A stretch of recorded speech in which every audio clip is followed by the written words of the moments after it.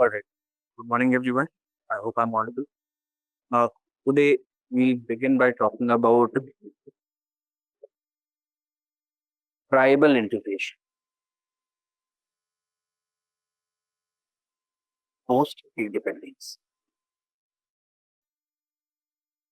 Beginning with who are the tribals?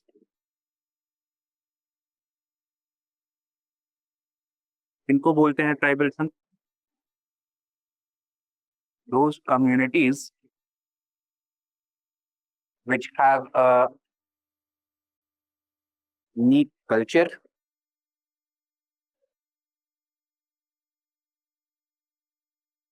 religion, customs, and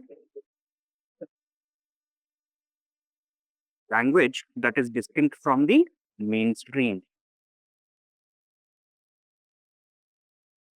The reason for this uniqueness is their relative isolation from the mainstream society. And this is because they inhabit those areas where mainstream penetration is limited, such as remote hilly,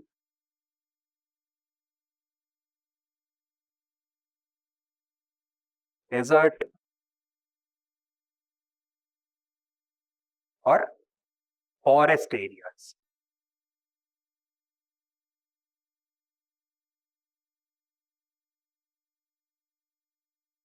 ठीक है? So this is a functional definition of tribes. Uniqueness, relative isolation, and geographic inhabitation. Out of the total population of India, roughly 8% Indians can be categorized as tribals. We find that they are not only isolated from the mainstream society, but isolated from each other as well. As a result, there exist several hundreds of tribes. There are more than 750 tribes in total which inhabit different parts of India. Okay? So, who are the tribals? This is the answer. Write down. Tribals are a group of people living in relative isolation,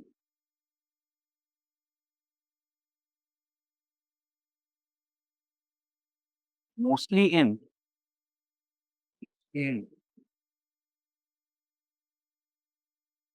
forests, hills,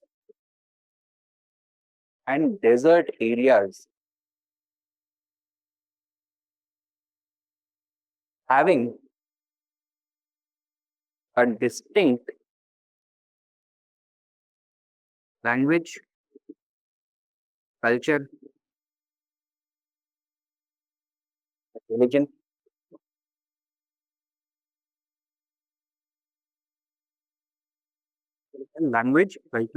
religion, and identity.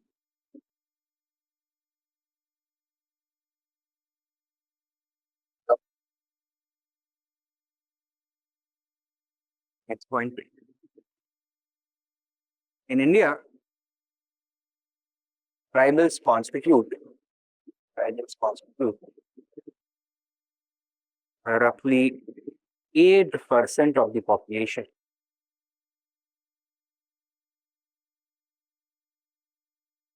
Tribals constitute roughly 8% of the population.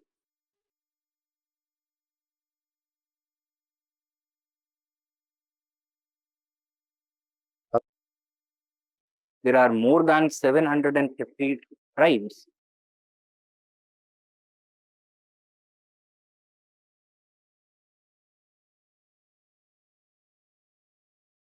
spread across different parts of India.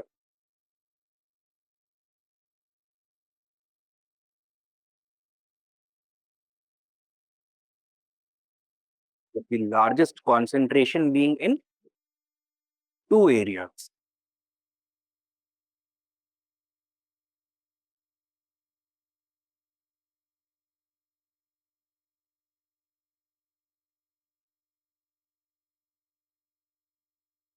One concept, Central India, दूसरा Northeast India.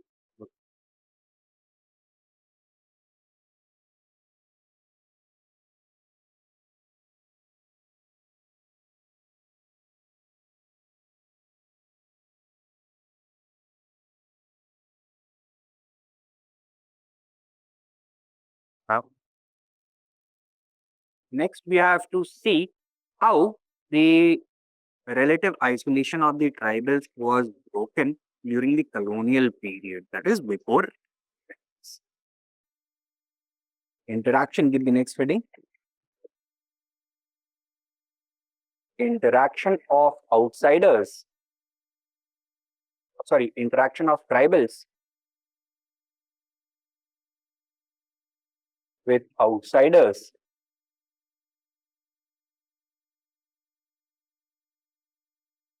in modern India.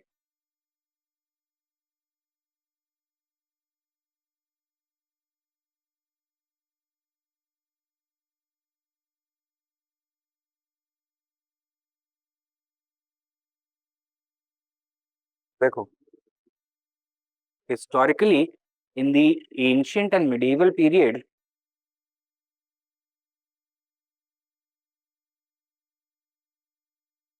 there was very little interaction between mainstream society, the state, and the tribals. Why? Because mainstream society did not have anything that it wanted from the tribal areas. ठीक है, तो forest की उतनी ज़्यादा demand, forest produce की उतनी ज़्यादा demand. Of course, forests were being cleared back in the ancient and medieval period also, but because the mainstream population itself was so low and the economic activity was not so well developed, that additional resources were required, right? And therefore, there was very little interaction historically. It is only with the advent of industrial capitalism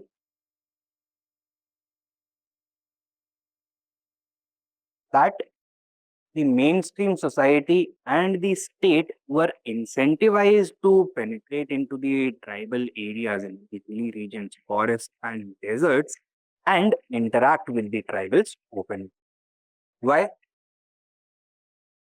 Industrial capitalism created several demands. Demands such as land for farming,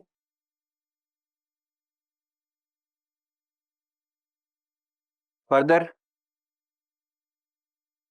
timber for construction,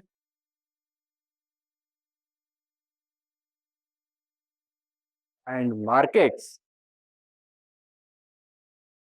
for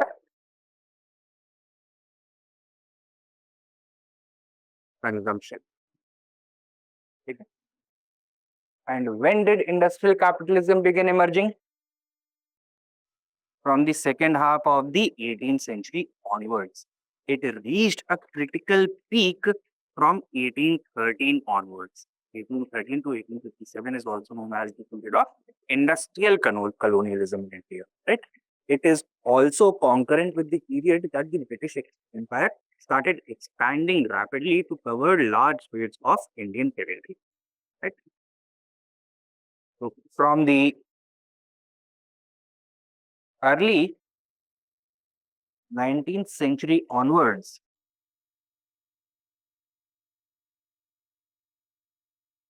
with the acceleration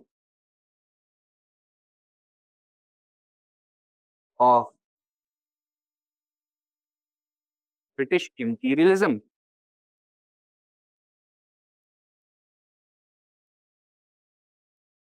Not only were large portions of tribal areas conquered by the British,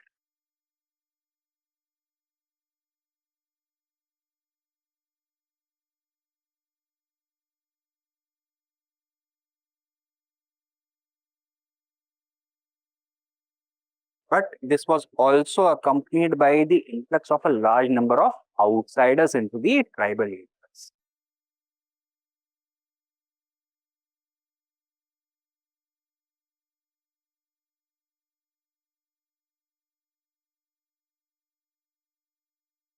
And who did these outsiders represent? कौन थे outsiders?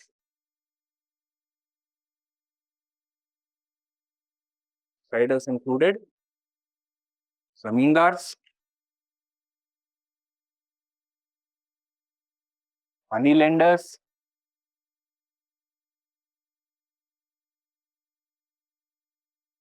traders,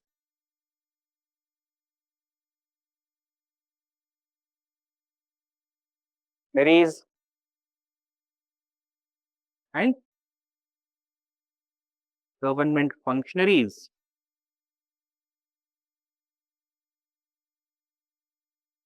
Government agents, and the army.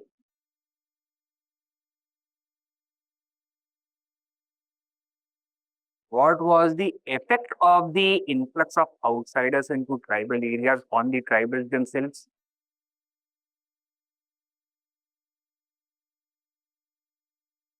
Was their life better off or did it become worse? It became worse. Impact was that all these groups represented exploitative classes and they began to exploit the tribals without exception, except for maybe a few teachers or doctors. Okay? So, impact was loss of political autonomy,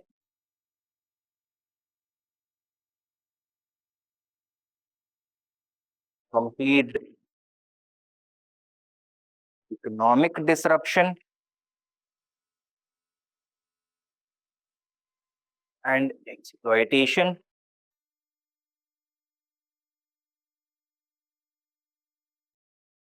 and forcible integration of the tribals into the mainstream society characterized by a rigid Varna and caste hierarchy and their marginalization in this social structure. So they were given the lowest of the low positions.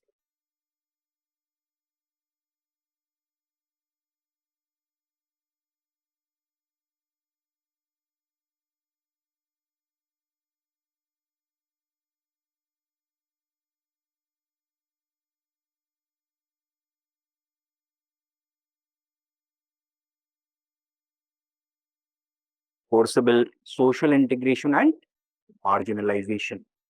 Okay. The tribals also suffered from an acute sense of loss of culture. During British rule, a deliberate attempt was made to destroy the distinct culture of the tribals, to destroy their religion, to take away their distinct language, to erode their political customs which were distinct from the mainstream legal machinery, and to homogenize them, to integrate them into the mainstream society. Why?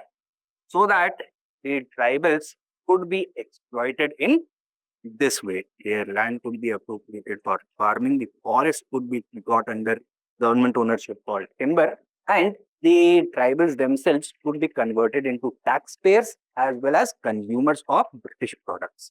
ठीक है? तो इसलिए इनके culture को destroy करना जरूरी था and this created a great sense of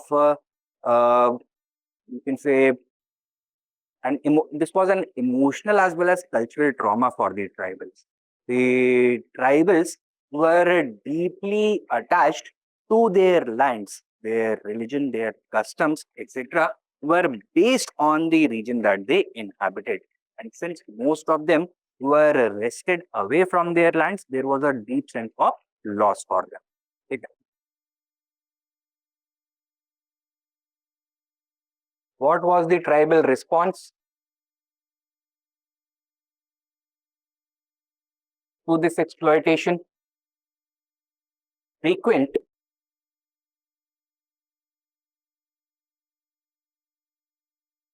tribal revolts and uprisings.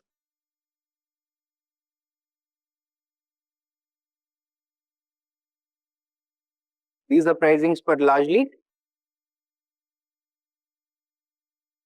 localized and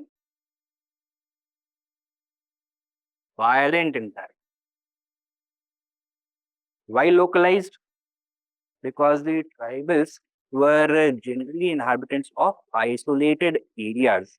Therefore, they had little awareness about their class status as an oppressed class. There was no class collaboration with other exploited classes. Okay?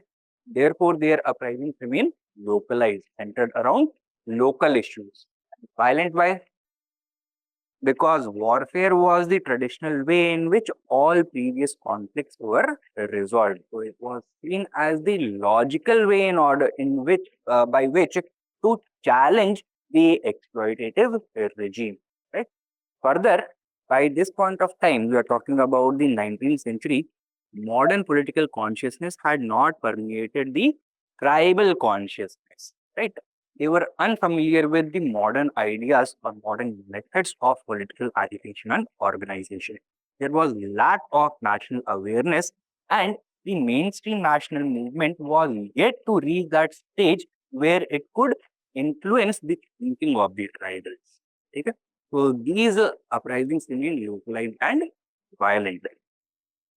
And since these were localized and violent uprisings, did they have any hope of actually challenging the might of the British Empire? No. They were all violently suppressed. And following this, what happened to the degree of exploitation suffered by the tribals? Did it decline or increase further? It increased further.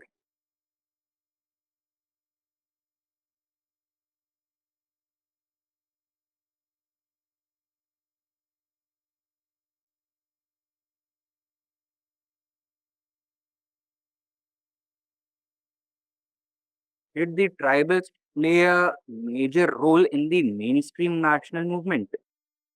No. Although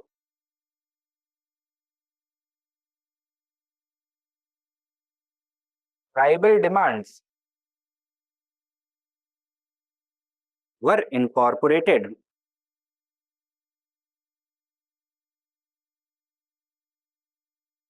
we see that the tribals were never in a position to set the agenda of the national movement. They had no say in which, in when the movement should be launched, what should be the program that should be adopted, and what specific tribal demands should be raised. For example, we find that during the civil disobedience movement in central India and parts of Karnataka, there were forest agitations.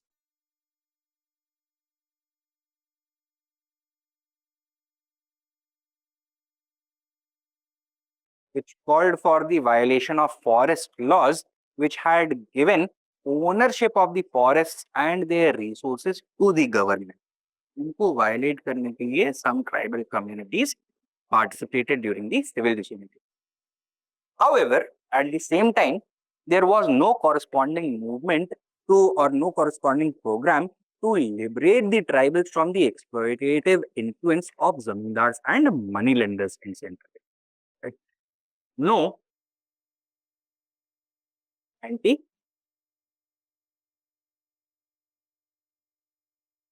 that. And this shows that while the tribals had started to become integrated into the mainstream national movement, they were not in a position to strike out against all types of exploitation. Now, with the liberation of India, while British exploitation stopped, the exploitation of zamindars and moneylenders, etc., of other groups, etc., in the tribal areas, that did not disappear. Right? And what was the result of that? The incomplete process of tribal integration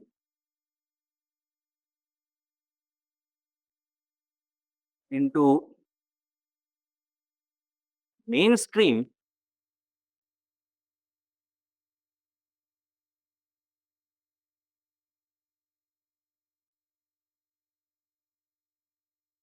politics resulted in their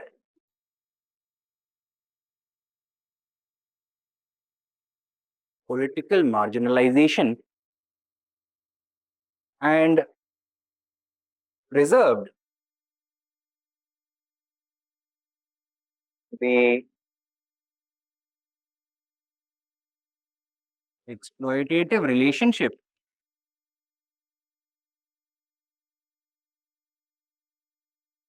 between the tribals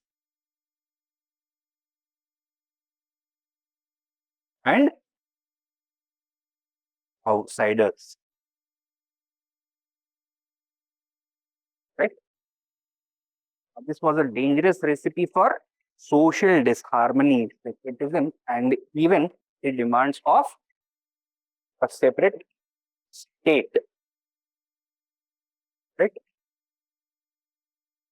The tribals, because of their continuing exploitation, were also vulnerable to being seduced by extremist ideologies, specifically right wing or left wing extremism.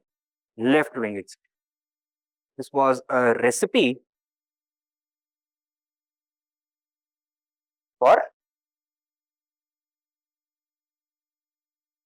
socio-political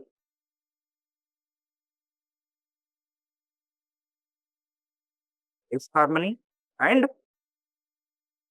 left wing extremism. And thus, a sensitive response to the issue of tribal integration was लिखवाने की जरूरत है या हो जाएगा हो जाएगा now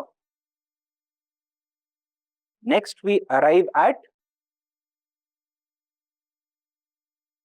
Nehru's approach or formula for tribal integration.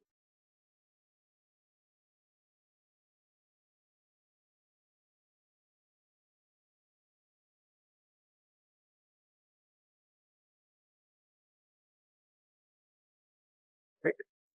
Now, following independence, the different scholars, the sociologists and the anthropologists, they were divided with regards to the approach regarding tribal integration. Primarily, there were two schools of thought which represented opposite extremes. Right? पहला idea क्या था? There should be complete isolation of the tribals from mainstream society. And second idea was that there should be complete integration of the tribals into mainstream society. Thus, dissolving their unique identity altogether. Pandit Nehru ने किसको choose किया? Leader, ठीक है। Nehru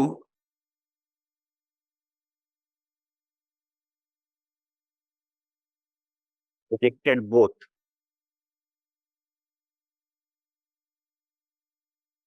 and it was in this scenario that an English anthropologist, Verrier Elwin, suggested a middle path. Yeah, that the development of tribals is necessary, but it should not be done forcibly by external forces. Rather, it should be done on the basis of their own genius, in accordance with their own wishes. Tribal development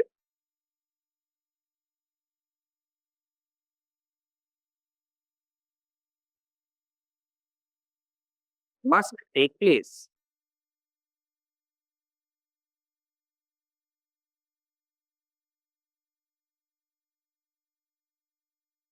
accordance with their own genius.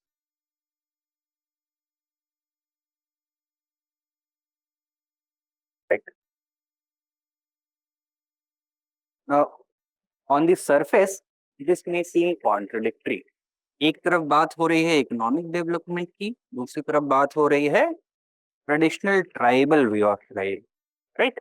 Traditional tribal way of life is intimately connected to nature, the environment, and modern economic development requires the exploitation of those resources. तो superficially देखने पे थोड़ा contradictory लगता है, but with the vision of Nehru, the expertise of Elwin, and the sincerity and sensitivity of the Indian officials who were required to implement the Nehruvian vision, this was pursued. And on the basis of this vision, a 5-point strategy was developed, known as the tribal Panchsheel. This was to become the Nehruvian strategy for tribal development. क्या है ये? पहले बाकी लिख लीजिए, फिर उसके बाद write down. Following independence,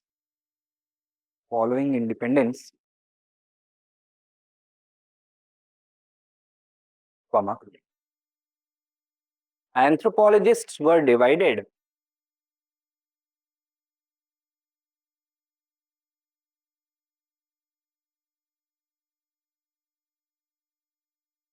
with regards to the tribal policy.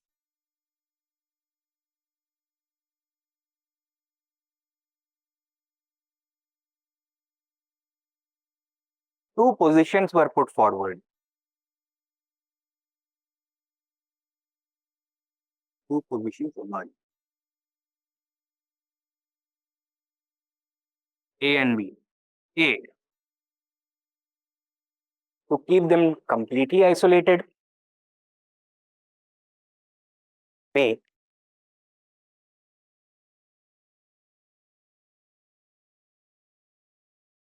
to completely integrate them into mainstream society.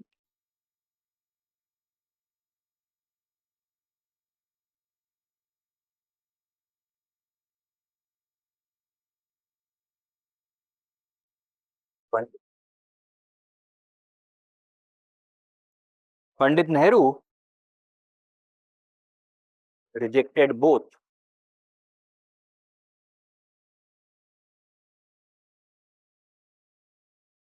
And with the help of the British anthropologist Verrier Elwin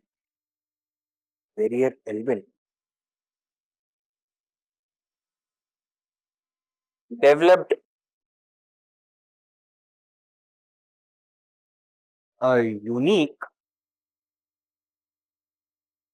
policy framework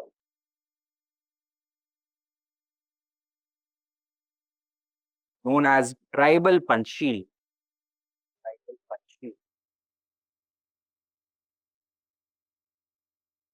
which envisaged tribal development, envisaged tribal development on their own terms, on the terms of the tribalship, and not with borrowed ideas, but with their own genius.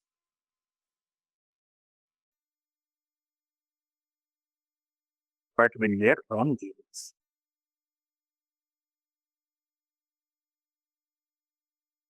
So, next point. The five principles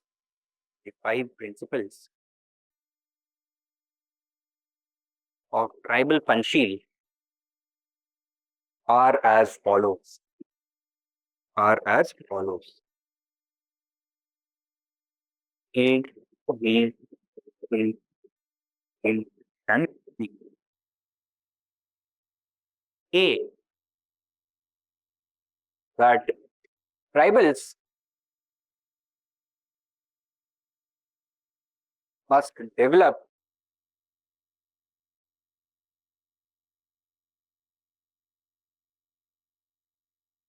with their own genius.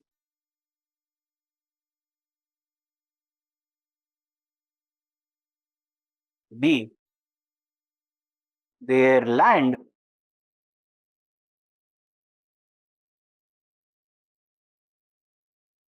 must be protected.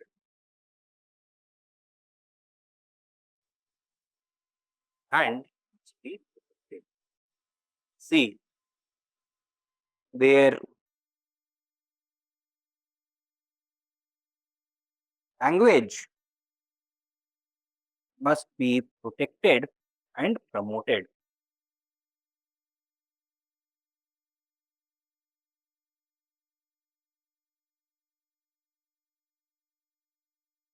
B, tribals must be included in their own administration.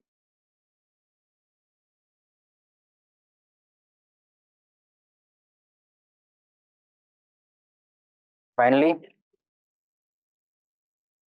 there should be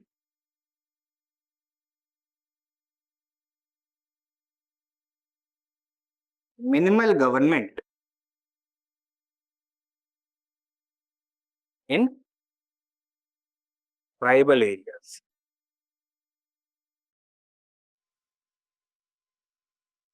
There should be minimal government in tribal areas. ठीक है? आप next point लिखो. Next page point. Implementation of these principles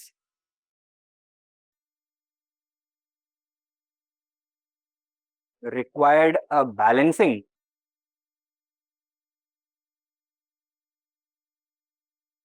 between different objectives.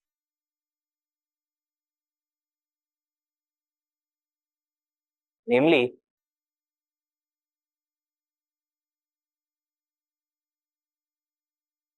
national economic development,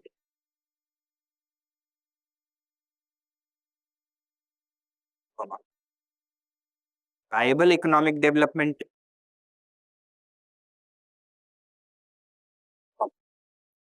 national integration,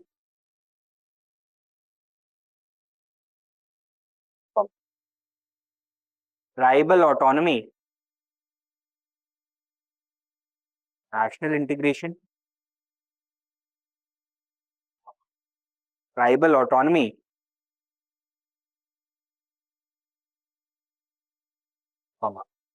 national security,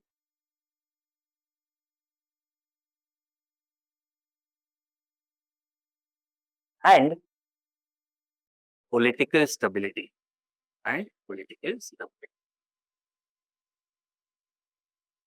ठीक है? So these were the different objectives with keeping in mind which the tribal Panchsheel were to be administered, were to be right. कि मान लो अगर tribals को बहुत ज्यादा autonomy दे दिया तो they may develop a feeling of separatism, लेकिन अगर ट्राइबल्स को बहुत ज्यादा सप्रेस कर दिया, वहां पर गवर्नमेंट कर दिया, तो देन अगेंस्ट रेबेलियस कर, if tribal areas are kept completely isolated from mainstream society and commerce, both national economy as well as the tribal economy will suffer. Their integration into the mainstream society may be slowed down. लेकिन अगर बहुत ज्यादा आपने economic penetration कर दिया, then the same kind of oppressive relationship that existed with that night we so balancing act. This was like walking the tightrope. करता देखा होगा कर्तव्यबाज होते हैं, वो एक ऊंचे तार के ऊपर या साइकिल चलाते हैं या राइट, तो they have to perform a constant balance. That is the kind of exercise and enterprise that was required in the private touch. Now, in some areas, it was to be the fair degree of success, while in others, in ठीक है. तो next हमको देखना है impact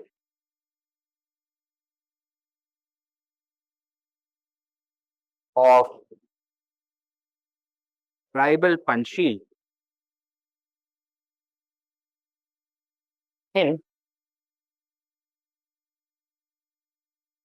different areas.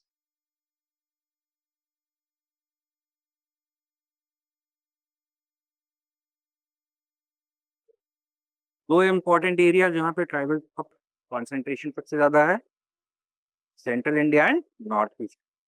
First we are going to talk about north east.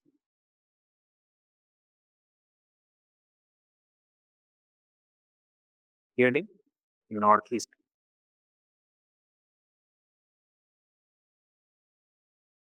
For that first case study हम देखेंगे इफा and पांचेपन.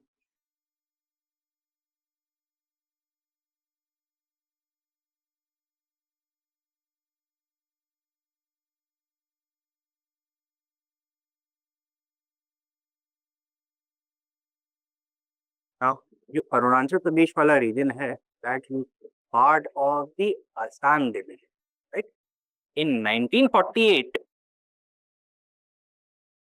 in accordance with the principles of tribal Panchsheel, these were separated from Assam and constituted into the Northeast Frontier Agency. Okay. Then, with the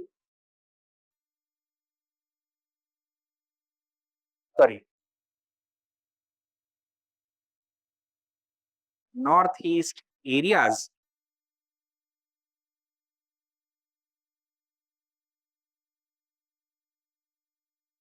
Reorganization Act of 1971, Nesa was given the status of a union territory. And finally, in 1986, Arunachal Pradesh was given full statehood.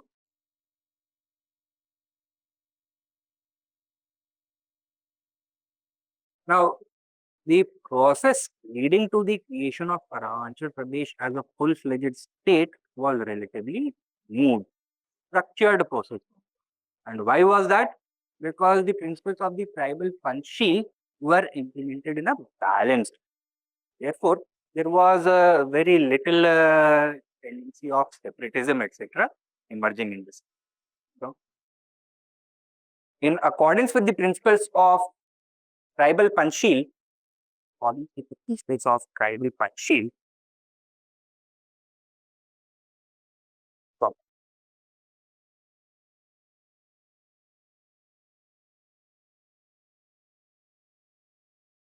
the Northeast Frontier Agency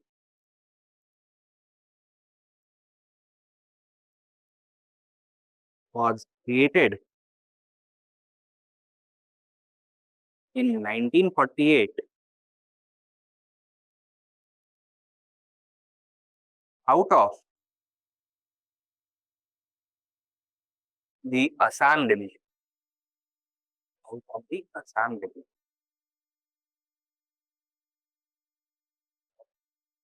Point.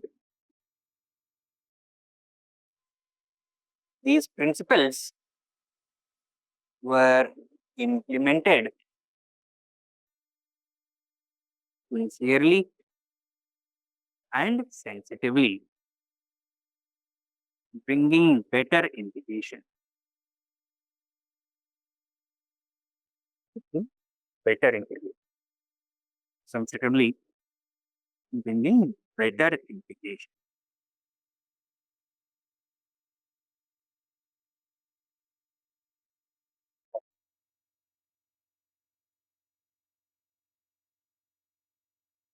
Point. In 1971, through the Northeast Areas Reorganization Act,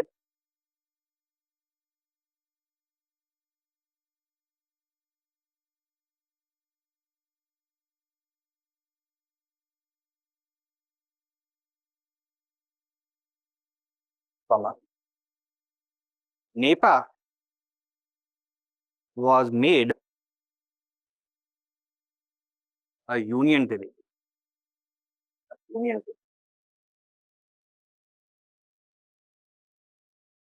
Point.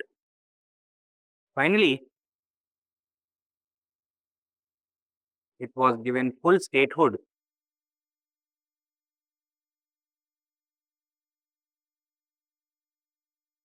in 1986. In 1986.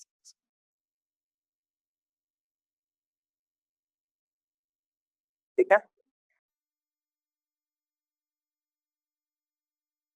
Next case study. The creation of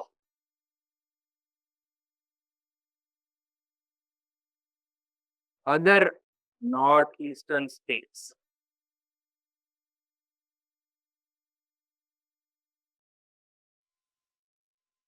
Now, while the principles of tribal Panchsheel were implemented with sincerity and sensitivity in the NEFA region, this was not the case in other parts of Northeast. Right? Now, with the 1951 Assam reorganization of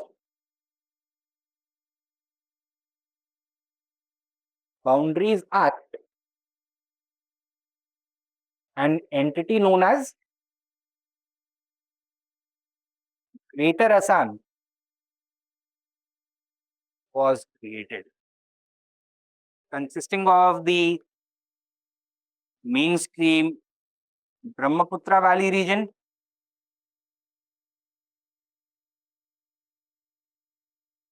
and the tribal regions such as present day Meghalaya,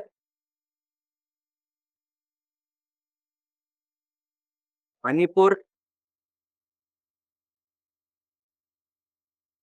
Tripura, Mizoram, and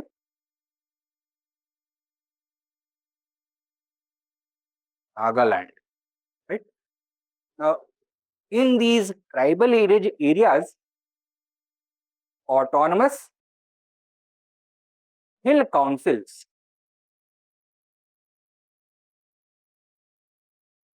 were created to administer them. Right? Now, these hill councils had the power to identify which laws of the Assam Legislative Assembly would be implemented in their regions and which ones would not be. Right? Special protections were also given in the constitution for these hill councils. However, the issue became problematic with the policy of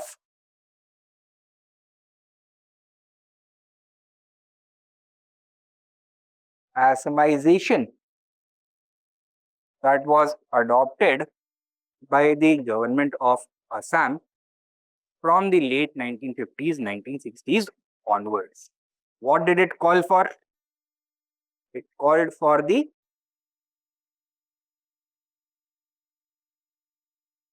compulsory adoption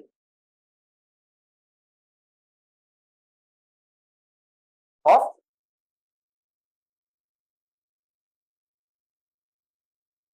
Assamese language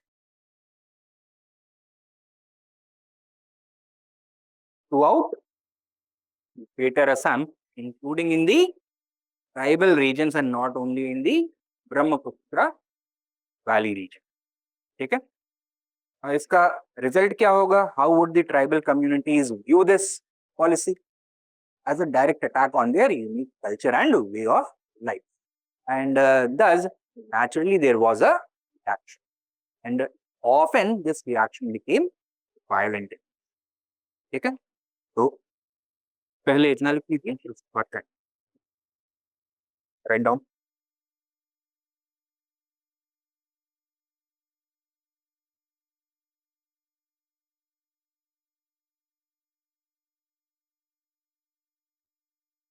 In the other parts of Northeast India,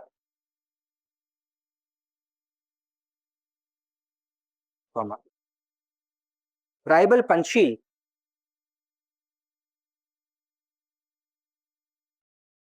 was not implemented with the same degree of sensitivity, resulting in constant conflict. Resulting in constant conflict. Constant conflict.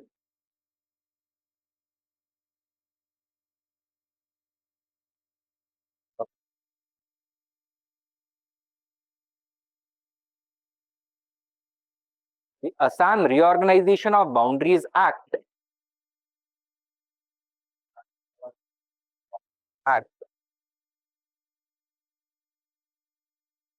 1951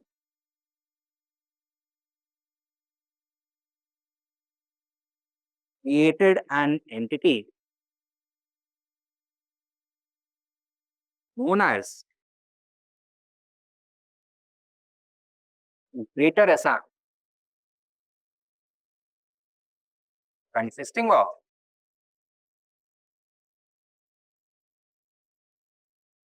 the Brahmaputra Valley,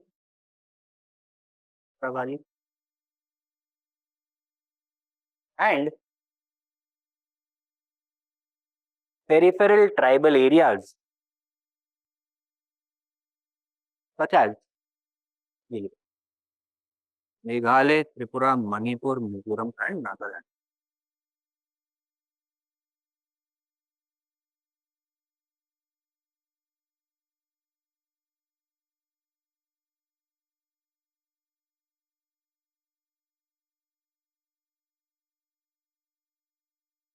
Dalit from Manipur, Mizoram.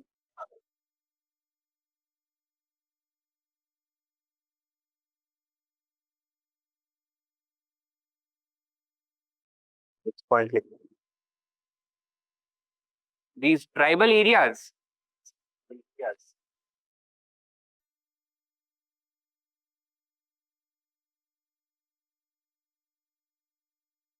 had their own tribal hill councils. Had their own hill councils.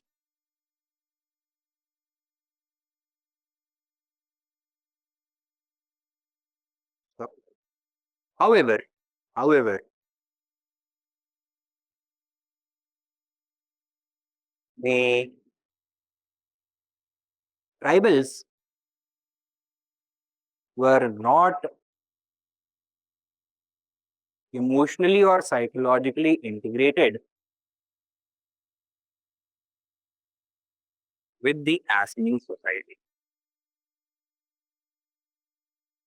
The Assamese society. So,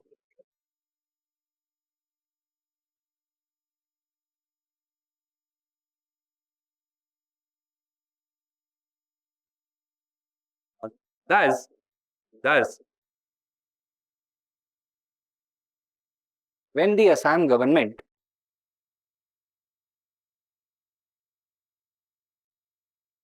declared its policy of Assamization to make Assamese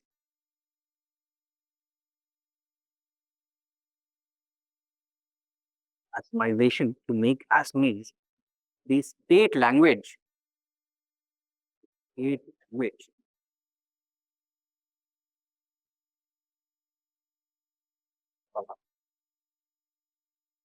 The tribal areas formed a grand alliance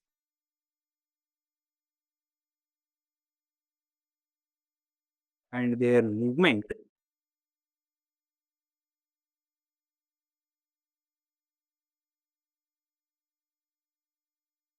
often became violent. Often became violent.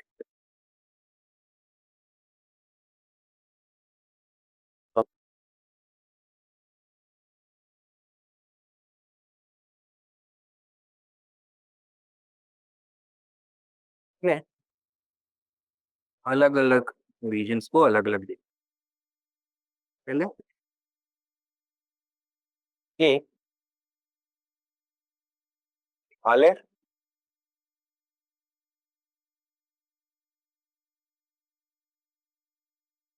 Manipur and Tripura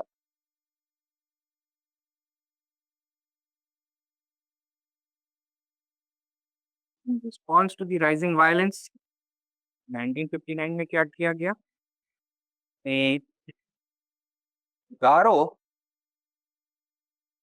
खासी and Jaintia councils were given greater autonomy.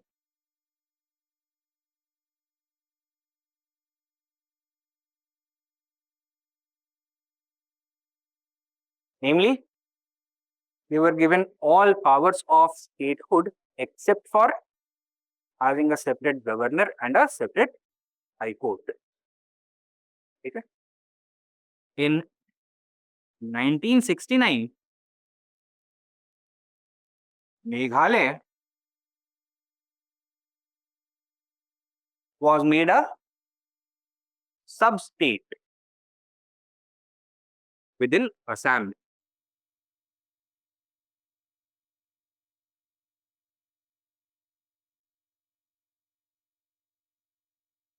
Own legislative assembly. Okay? And finally, in 1971, with the Northeast Areas Reorganization Act, 3 new full-fledged states, Meghalaya, Manipur, and Tripura, were created. ठीक है 1959 में क्या हुआ है गारो Khasi and Jaintia councils have been given greater autonomy with all powers of a state except for having a separate governor, a separate high court and a separate legislative assembly. Meghalaya को 1969 में एक sub state बना दिया गया within the greater Assam region with its own legislative assembly, and in 1971 within Yara, Meghalaya, Manipur and Tripura as 3 new states.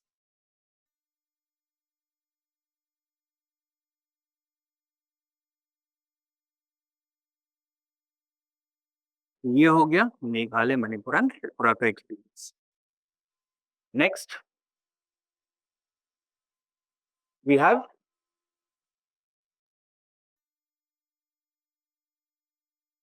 Nagaland. यहाँ पे क्या problem हुआ? That from the very beginning the movement became violent.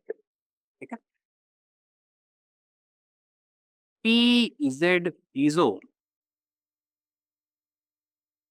prominent Naga tribal leader, declared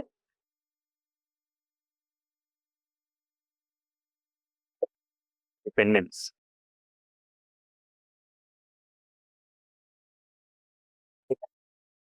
सरकार को भेजनी पड़ी army यहाँ पर in order to suppress the movement.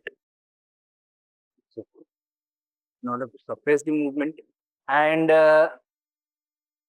this made the uprising even more, you can say, difficult to overcome.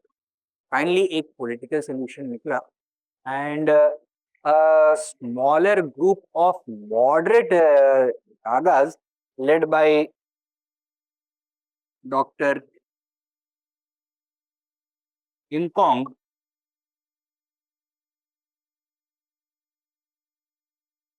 Iba Ao were persuaded to come to the negotiating table. Right? State ने क्या, center ने क्या बोला? That drop your demand for independence, and in return we are going to give you full statehood. And thus in 1962 Nagaland was given full statehood, making it the 16th state. In 1955,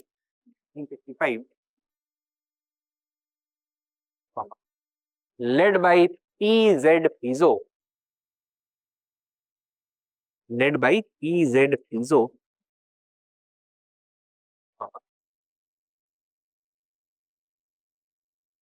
the Nagas declared independence,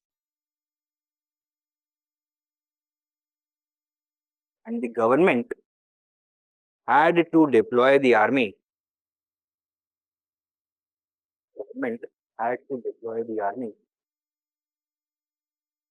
Leading to a prolonged conflict.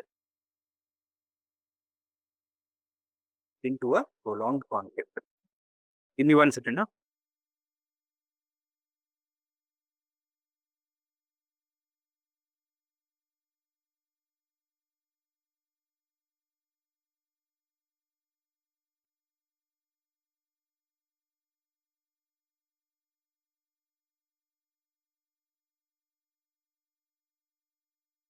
Had to send in the army, leading to a prolonged conflict. Next point likho. Ultimately, a moderate group of Nagas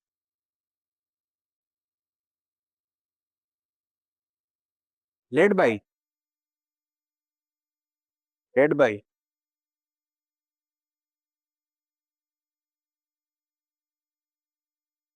Dr. Imkong Liba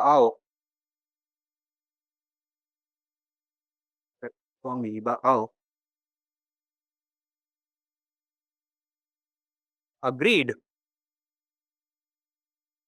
to drop the demand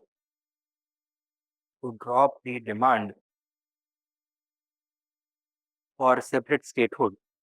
For independence.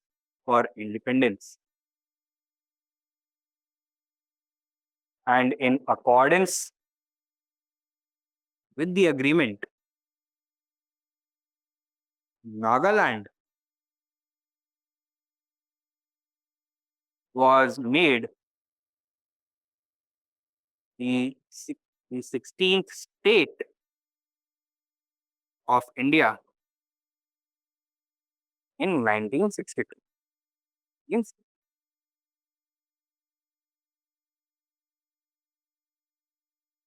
लिखो, Mizoram,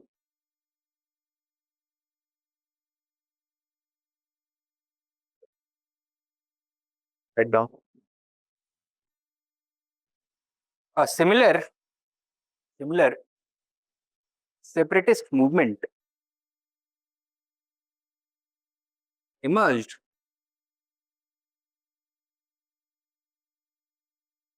among the Mizos,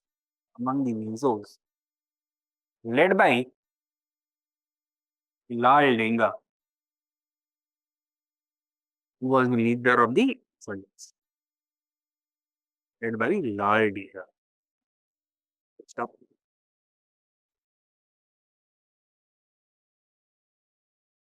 Once again,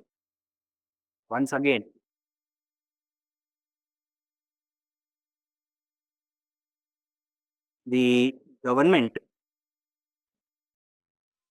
entered negotiations with the moderates, resulting in Mizoram becoming a union territory in 1971.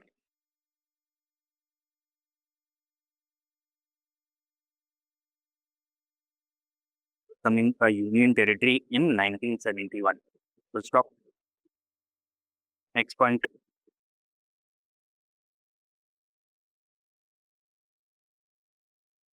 A union territory in 1971. A union territory in 1971. Next point. However, a splinter group emerged. And the conflict continued.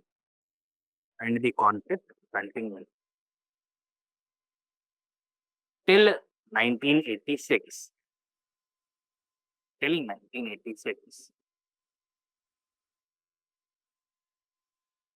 When a new accord was signed.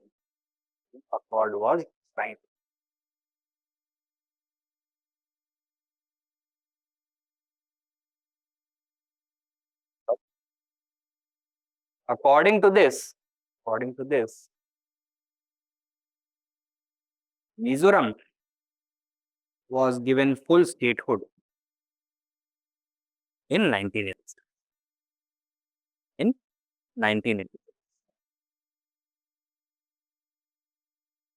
ठीक है, तो समझ में आया क्या हुआ है? There's a group of Mizos who are opposing the Assamization policy. They have declared independence. The government sends in the army. Moderates इसमें से invite किए जाते हैं for negotiations, and they agree that Mizoram shall become a separate union territory outside Assam. However, ये जो ज़्यादा extremist leaders हैं, जो ultras हैं, they decide to continue the struggle, and the fighting continues till 1986 when Mizoram is finally given full state. 1971 में UT status and full state. ठीक है? So this was the process of tribal integration in the northeast areas. दूसरा वाला कौन सा area है? Central area. Right. Now, the situation of tribals in northeast India was very different from the situation of tribals in central India. Tribals in central India are spread over a vast region comprising present-day Chhattisgarh, Jharkhand, Madhya Pradesh, parts of Maharashtra, West Bengal,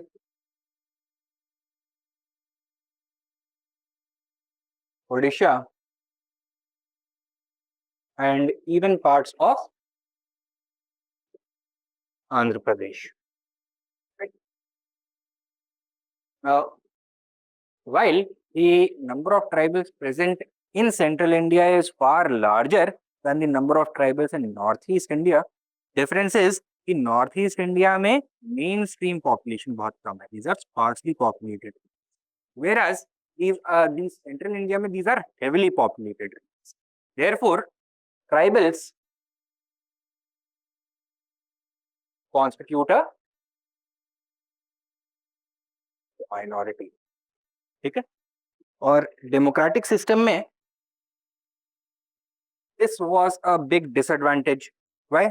Because they would never emerge as an influential group within each of these states, क्योंकि यहाँ पे population का एक minuscule portion है. Further, in central India, tribals also suffered from certain other disabilities, such as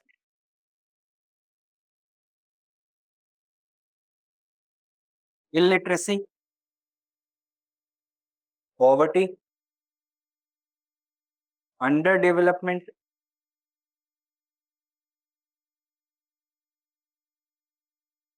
and low degree of political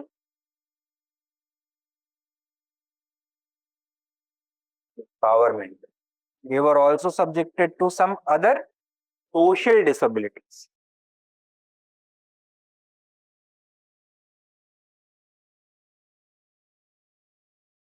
Because यहाँ पे जो process of forcible integration into mainstream society and marginalization था, वो ज़्यादा deeply undertake किया गया.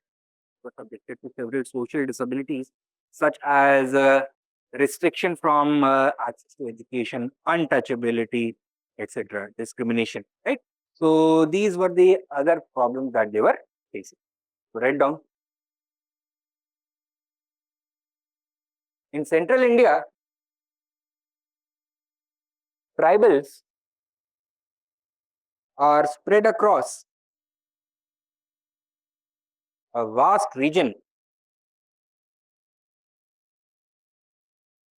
covering Chhattisgarh, Jharkhand, Madhya Pradesh, West Bengal, Odisha, Maharashtra, and Andhra Pradesh.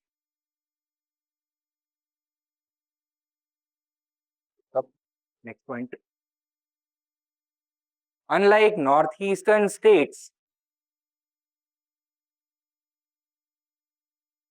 tribals are a minority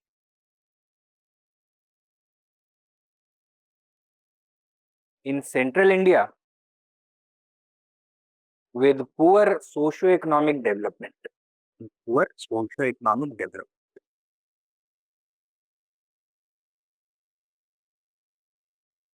Sub development. Point. Their major issues included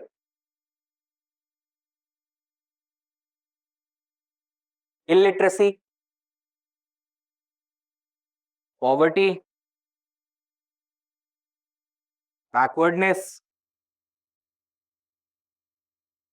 underrepresentation in local assemblies, exploitation,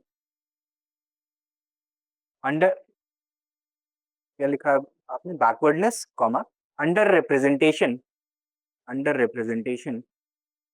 in local assemblies,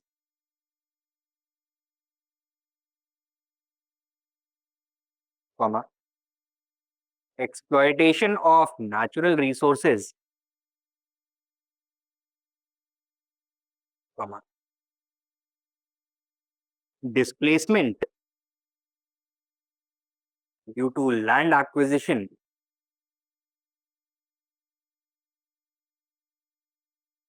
and social disability.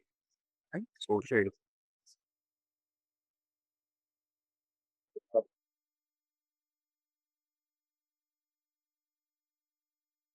displacement due to land acquisition and social disability. ठीक है, result क्या होगा इसका? Are the travelers going to be satisfied?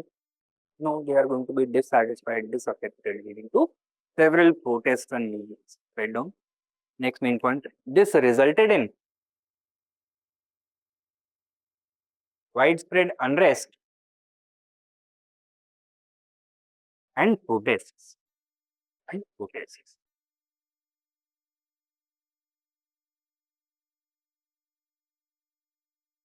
The tribal movement in central India. Tribal movement in central India took the shape of the Jharkhand. Took the shape of the Jharkhand.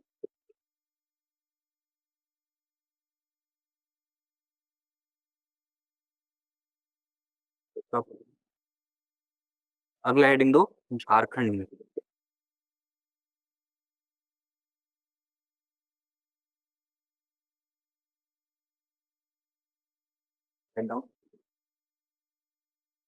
The earliest leader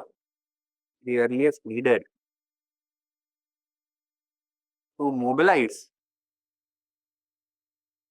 the tribals of central India was Jaipal Singh of central India.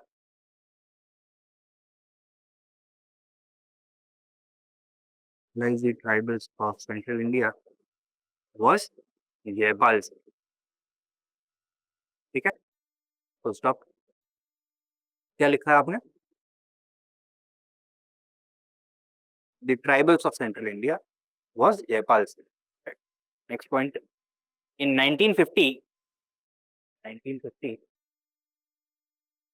he founded the Jharkhand Party,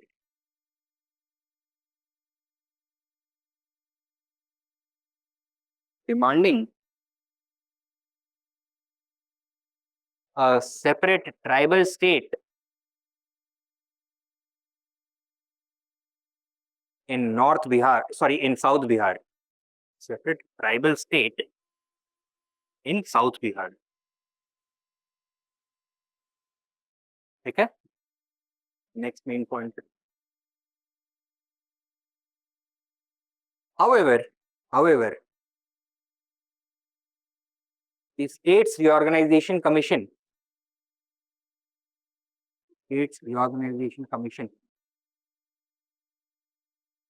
rejected or accepted this demand? Rejected this demand. याद है किस basis पर? States Reorganization Commission had given its approval only to the principle of linguistic reorganization of states. और क्या logic दिया? झारखंड क्यों नहीं बनना चाहिए? Language in North Bihar and South Bihar is the same, that is Hindi. ठीक है, so write down. The States Reorganization Commission (SRC) rejected this demand on the grounds of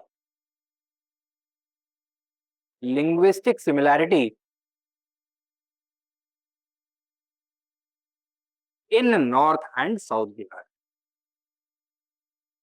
Linguistic similarity in North and South Bihar. Stop. Next point. Gradually,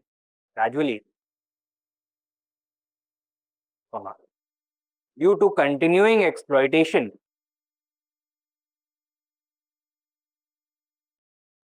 the movement became radical.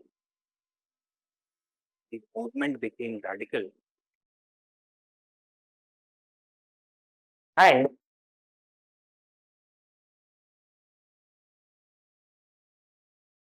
the Jharkhand Mukti Morcha (JMM)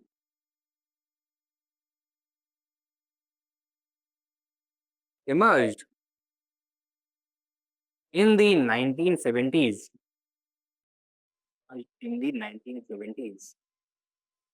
Under which charismatic tribal leader? Shibu Soren. ठीक है, under Shibu Soren.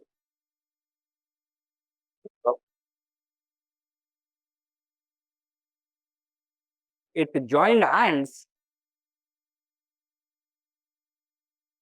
with other radical groups such as the MCC, Marxist Communist Center, such as the Marxist Communist Center.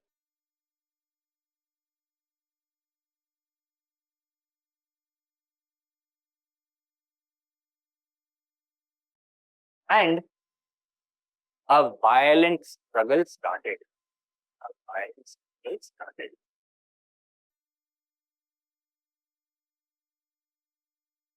So, next point. The violence continued till the 1980s, when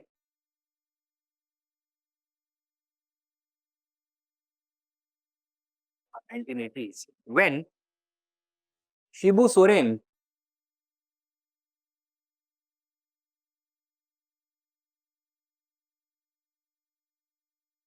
entered mainstream politics. Entered mainstream politics.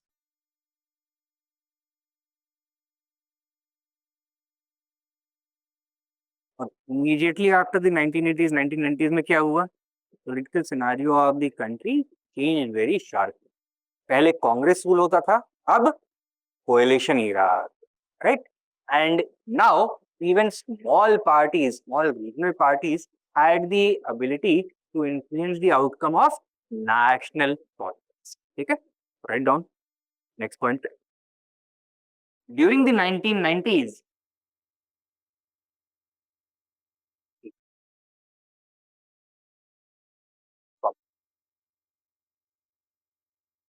the JMM became highly influential,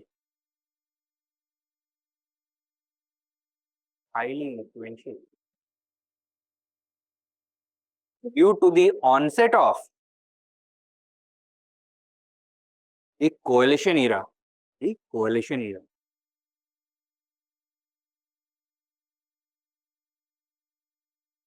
In both the center and the states. Both the center and the states.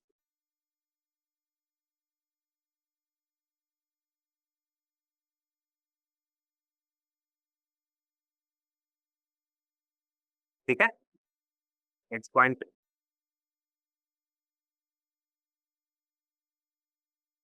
This period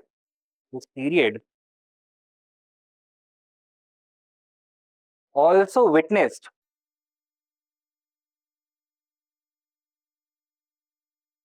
a strong movement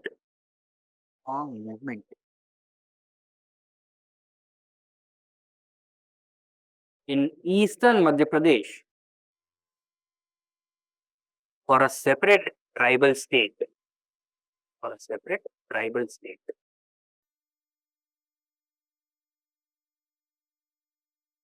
1991 में, after the collapse of the VP government, PV Narasimha Rao minority government had been created, और उसको बाहर से support किसने किया? JNN, right? along with them a number of other scheduled caste and scheduled tribe leaders supported the government and continued to do so throughout the 1990s. They played a very pivotal role not only in the regional politics but also in the national politics. And as their influence increased, the country started moving towards the creation of separate tribal states in Central India. Write down. Ultimately, next point. Ultimately, to the MP Reorganization Act 2000 and Bihar Reorganization Act 2000,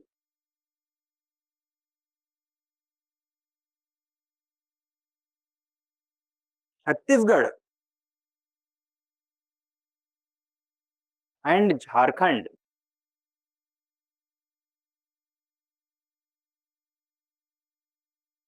emerged as the 26th and 28th state respectively. State respectively. ठीक है? States respectively. Alright? ये हो गया the process of tribal integration in central India. Now, the constitution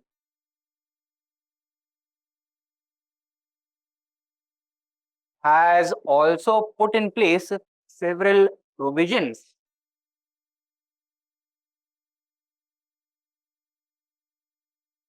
and safeguards to protect the interests, instinct culture and customs of the tribals, to provide for their economic development in accordance with the principles of tribal punishment. Write down constitutional provisions and safeguards.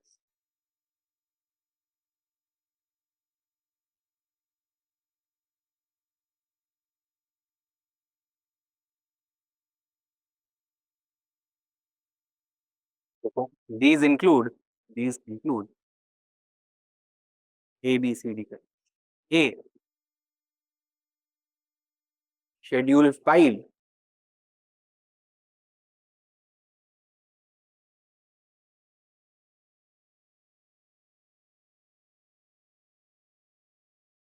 What does Schedule 5 of the Constitution provide for?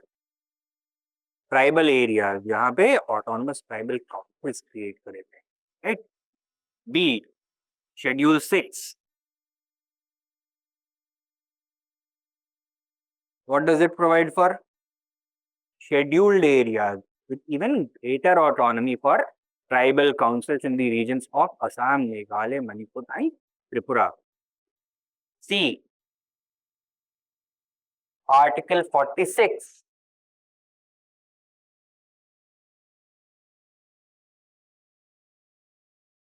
क्या है ये?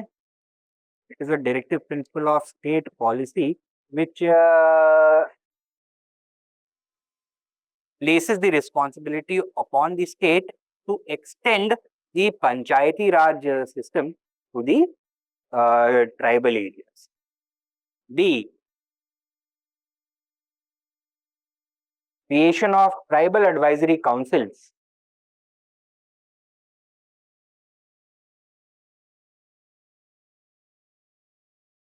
Tribal advisory councils. Therefore, in states with sizable tribal populations, there must be tribal advisory councils in order to aid and advise the governor apart from the elected council of ministers. ठीक है? तो governor specific policies को implement करेगा with respect to the tribal areas. Next, E. Scheduled Tribes Commission.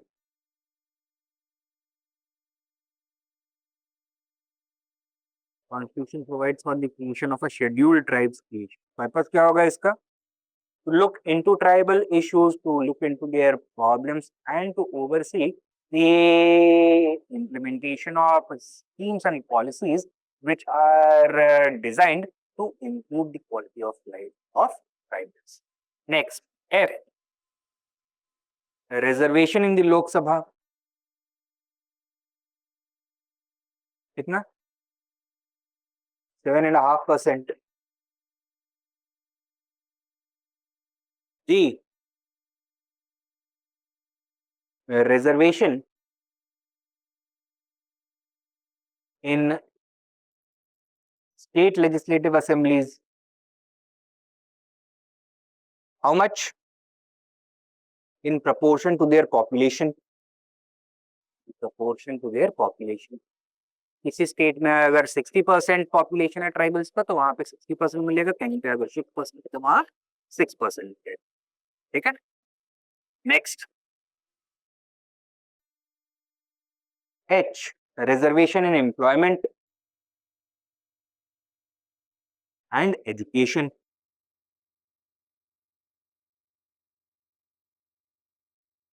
I. special powers to governors of certain states, special powers to governors of certain states with tribal populations, with tribal populations. And J,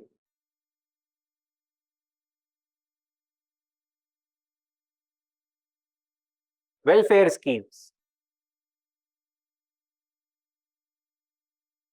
to provide education, health, employment, welfare schemes to provide education, health, employment, and remove poverty.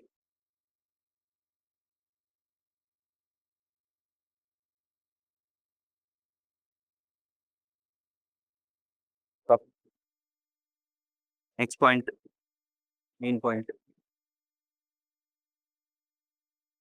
These provisions and safeguards have yielded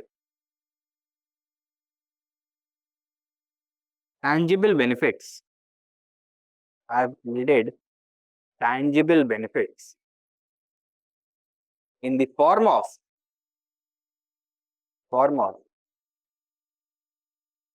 better tribal integration,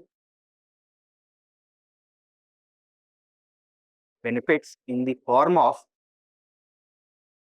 better tribal integration,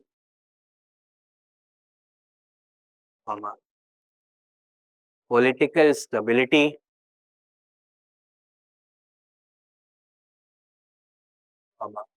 better health and education outcomes,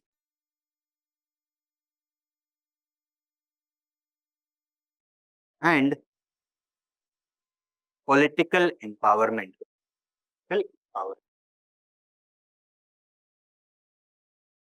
Point. However, more efforts are needed. More efforts are needed to safeguard tribal interests. To safeguard tribal interests,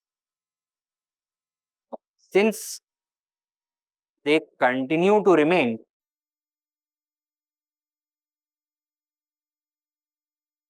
some of the most vulnerable sections of the Indian population.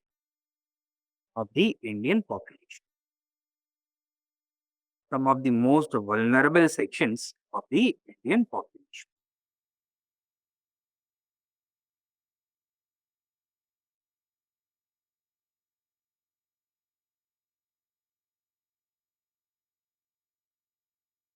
Okay. So this was tribal integration. Now question. Highlight the issues faced by tribals post independence.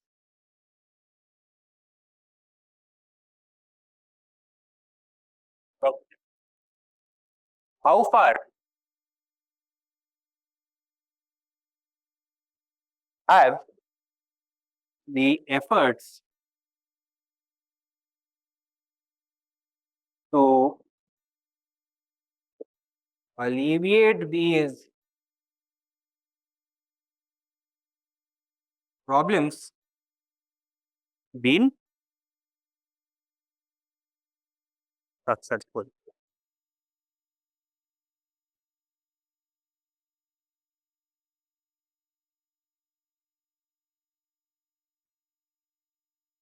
What?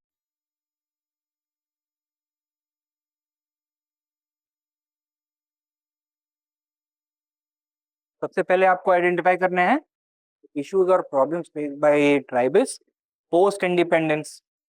कैसे करोगे? Link post independence problems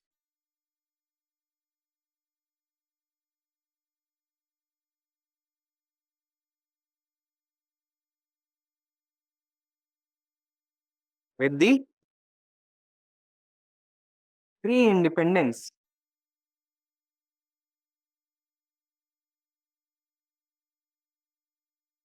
variance. क्या देखने के लिए मिलेगा? Their political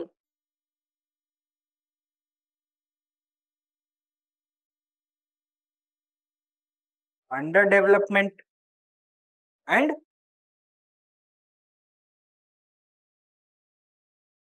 disempowerment, lack of autonomy and agency.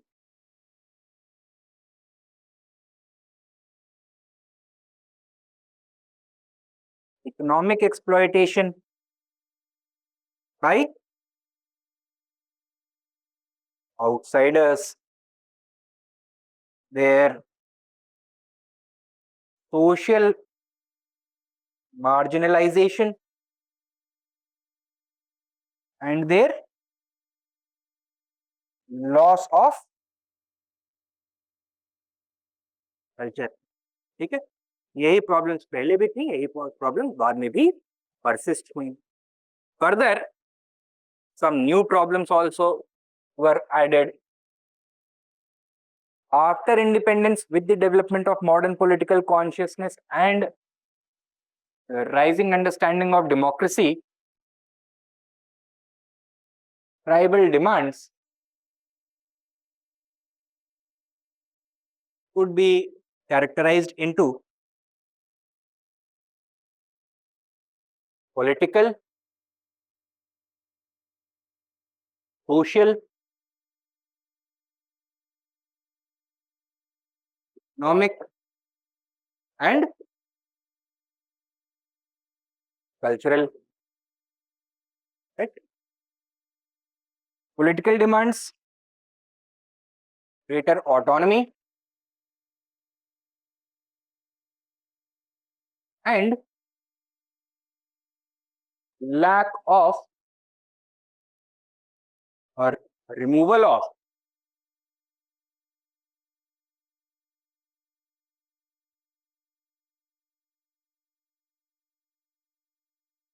mainstream influence, which translated into either the demand of political independence or statehood.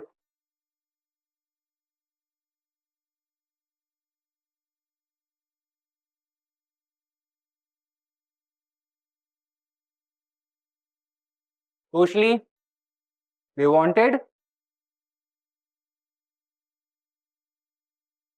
equality. Economically, they wanted self-regulation.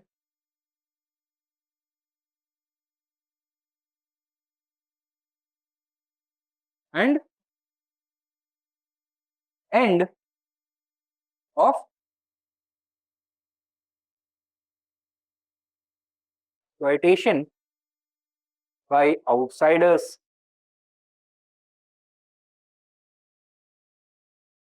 Culturally, they wanted protection of their native cultures. Right? Now, all these demands came together to represent their political demand for either a statehood or independence. Okay? Now, further complication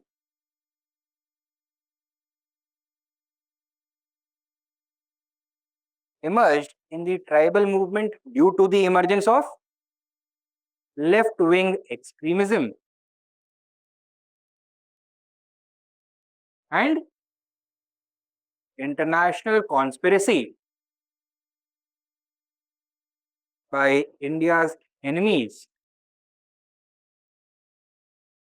resulting in not simply a democratic movement for greater autonomy, but a violent move.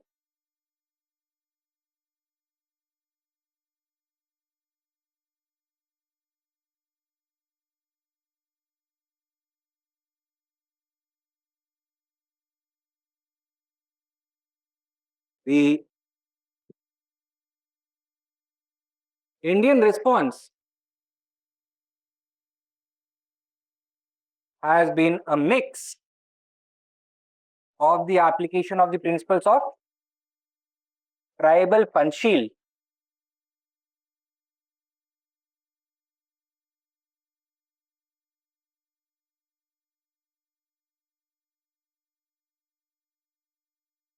counter-insurgency,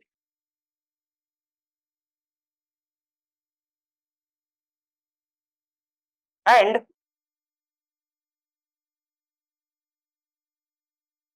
economic development.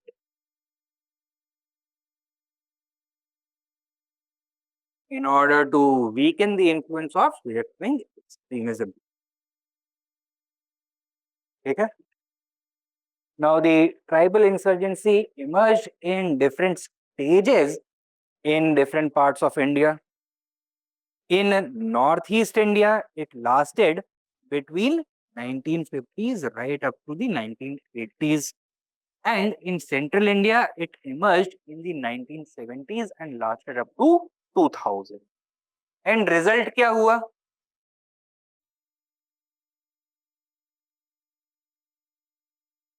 Creation of several new tribal states such as Arunachal Pradesh, Meghalaya, Manipur, Tripura, Nagaland, Mizoram, Jharkhand, and Chhattisgarh. Right? So these 7 or 8 states emerged. However, would it be correct to say that all the problems faced by tribals have been done away with? No. Tribals continue to face some problems. किस तरह का? Social and educational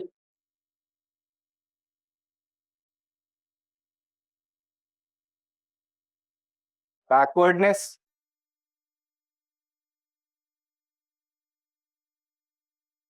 displacement due to land acquisition,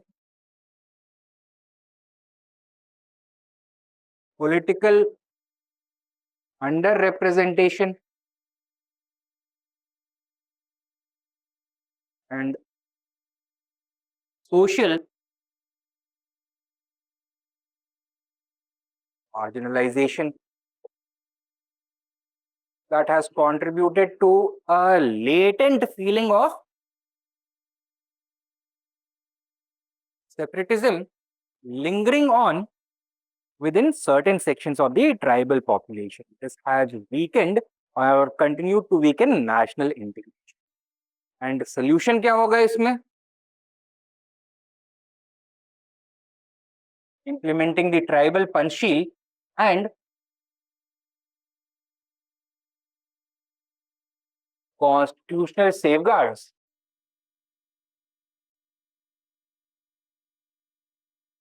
Not in letter, but in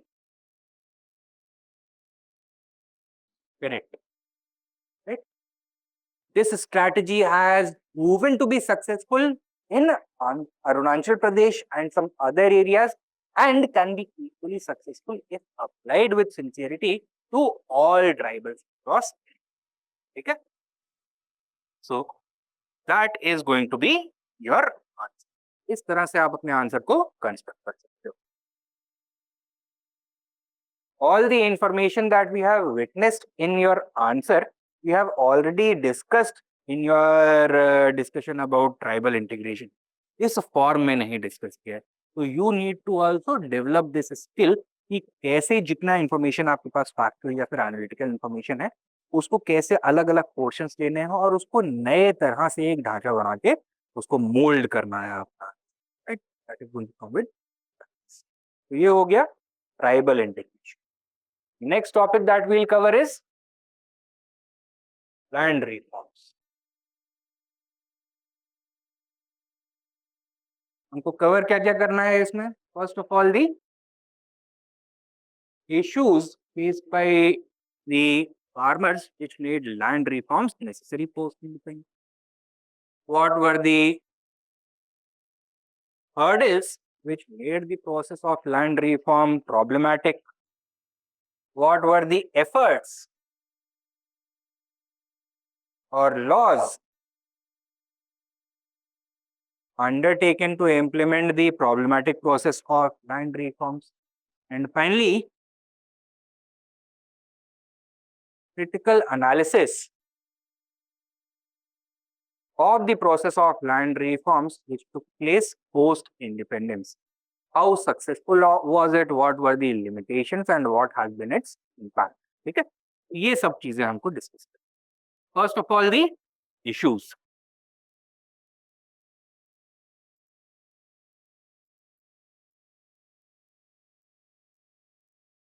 Now, at the time of independence, roughly two-thirds or more than two-thirds of all Indian farmers were landless tenants. ठीक है, उनके पास अपनी खुद की कोई जमीन था। This figure was about 71%. So 71% farmers suffered from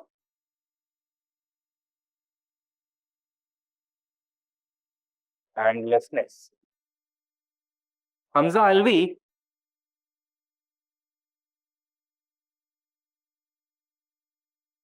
presented a study in the 1960s in which farmers have been categorized into 4 categories: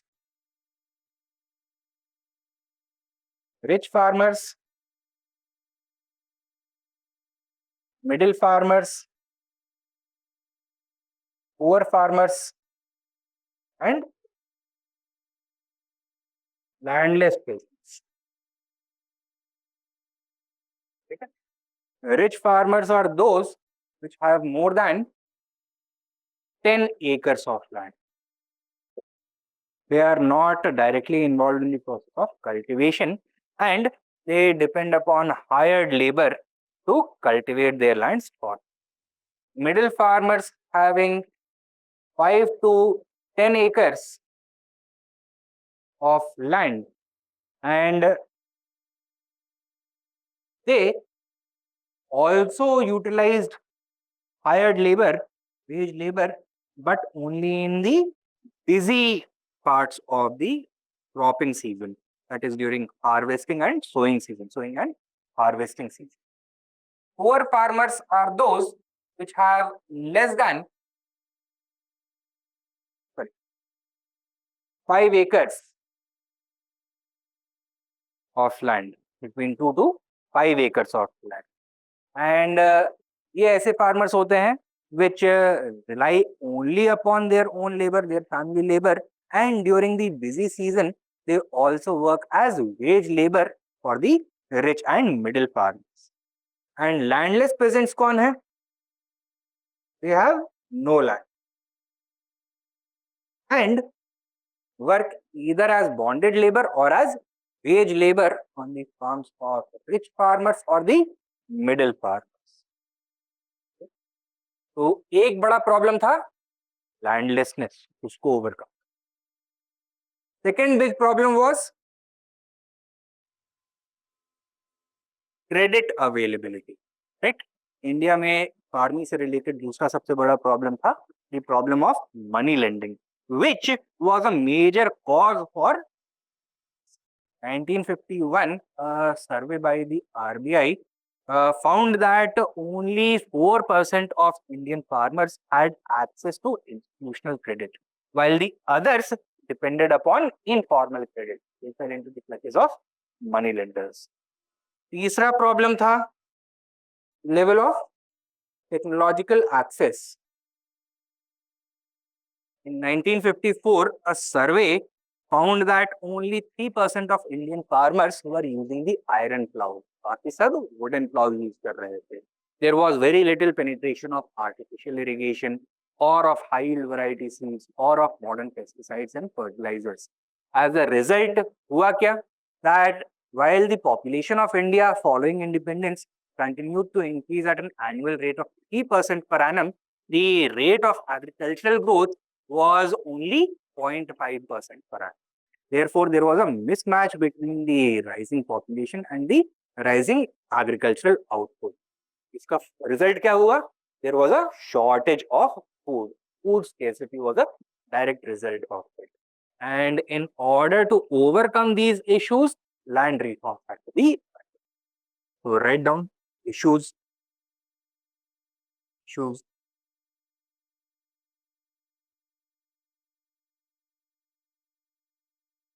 लिखो. सबसे पहला landlessness.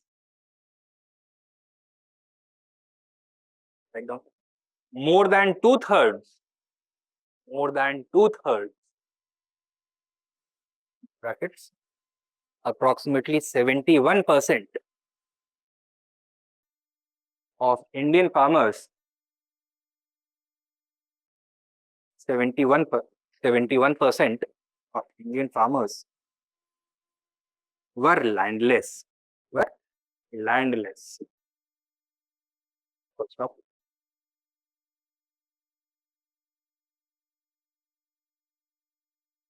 They did not own any land and lived as tenants or bonded labor on the land of others. Next one. Land of others. According to Hamza Alvi,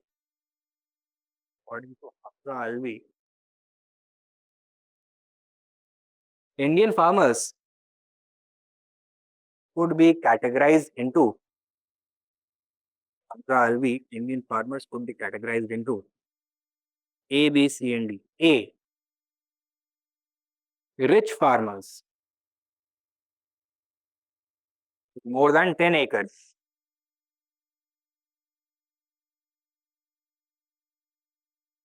B. Middle farmers with 5 to 10 acres of land. They depended upon 5 to 10 acres of land. They depended upon hired labor. They depended upon hired labor during the sowing and harvest season. During the sowing and harvest season. C. Poor farmers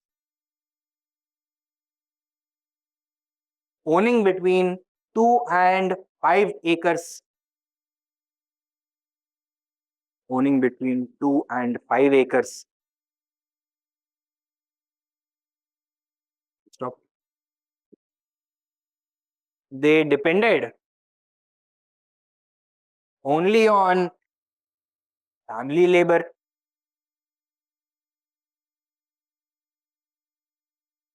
and in the busy seasons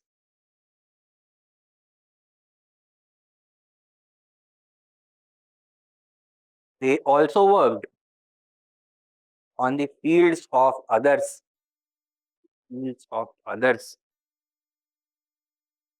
And D.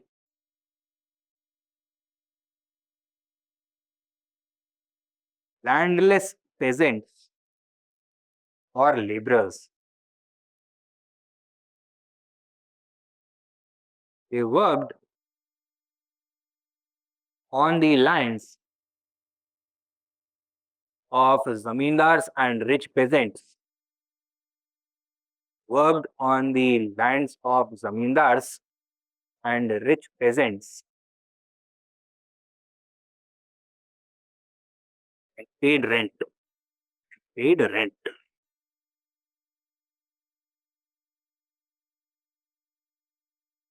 Okay? So this was one issue, landlessness.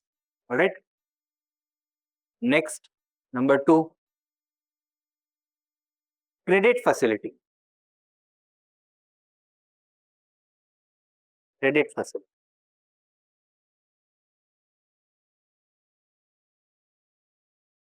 A 1954 RBI survey, 1954 RBI survey concluded that only 7% of Indian farmers had access to institutional credit. Had access to institutional credit. Stop. The others were forced to borrow from exploitative moneylenders. Were forced to borrow from exploitative moneylenders.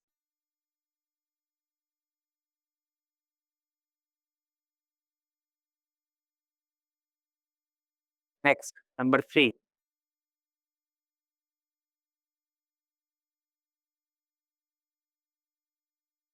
Technological access.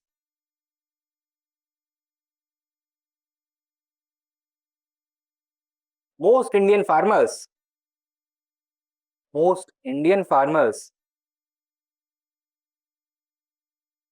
used primitive methods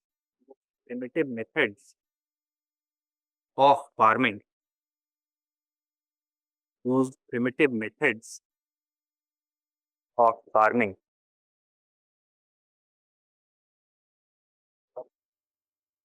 In 1951,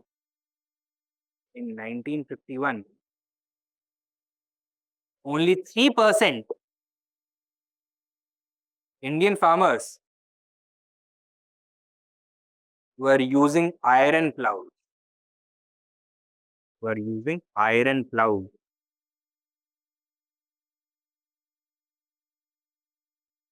Oh,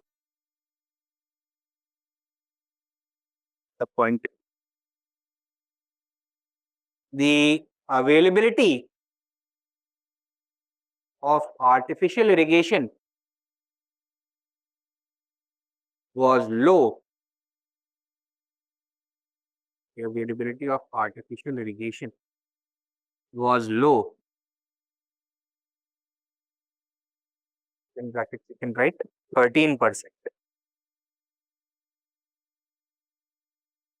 And agriculture was primarily rain fed.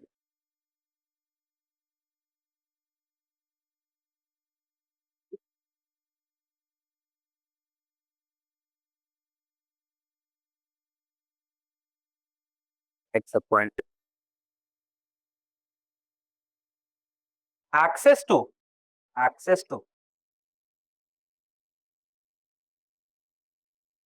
synthetic fertilizers,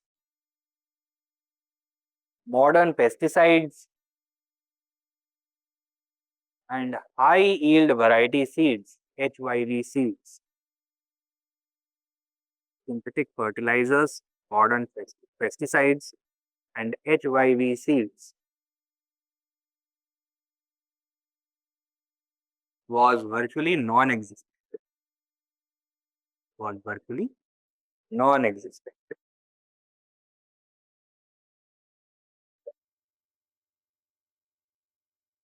Next point. Virtually non-existent. Farmers also lacked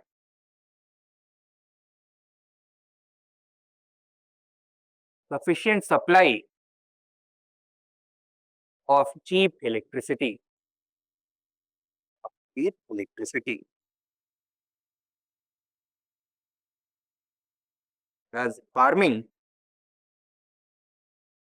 could not be mechanized. Not be mechanized. Electricity की जगह पे you should use the word power. ना बिजली था ना फूल.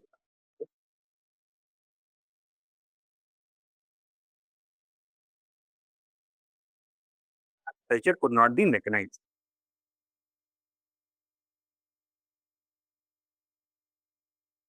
Next sub point लिखो. As a result, the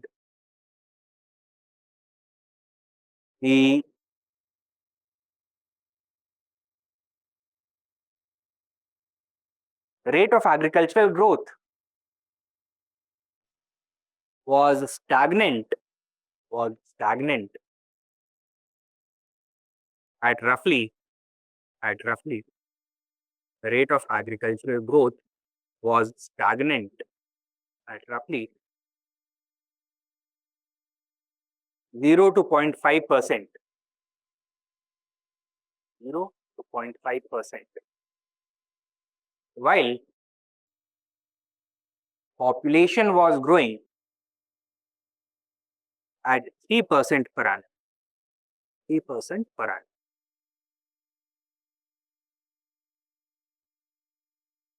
Leading to a severe food shortage. Leading to a severe food shortage. ये हो गए the issues. Give me a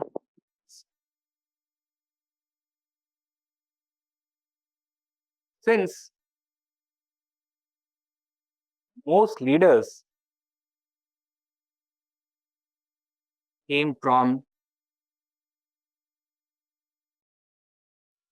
land-owning classes themselves. Land-owning classes themselves. Stop. Next point. Additionally,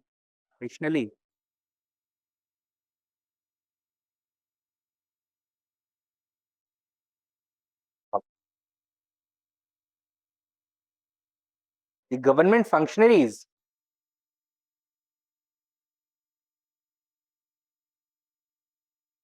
at almost all levels,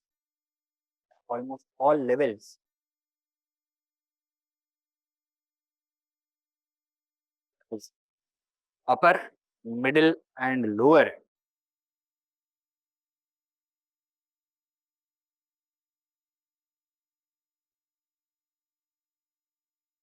were involved at least in some capacity,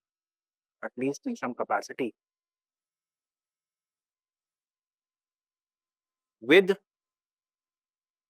landlordism.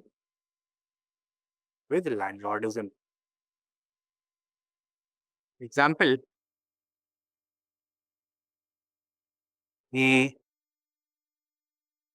low-level functionaries such as patwaris,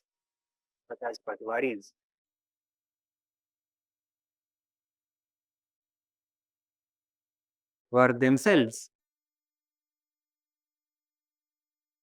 the rent collecting agents of big zamindars.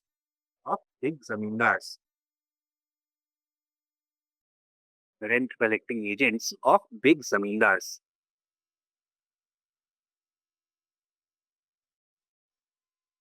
The point. Sorry, next main point. Another major hurdle was the inavailability of proper land records.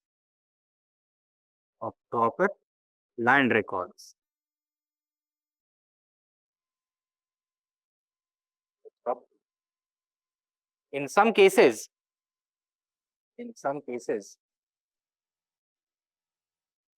comma. Land records had not been updated. Land records had not been updated for more than a century. Updated for more than a century. मुगलों के जमाने के land records अभी तक चल रहे थे कई जगहों पर for more than a century. Next, the country lacked necessary infrastructure. The country lacked necessary infrastructure to carry out land consolidation and agricultural modernization. Land consolidation and agricultural modernization.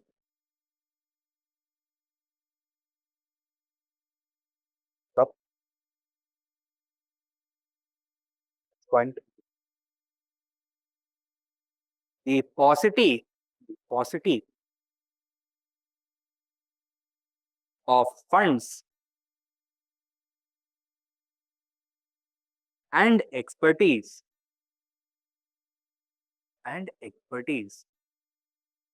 also slowed down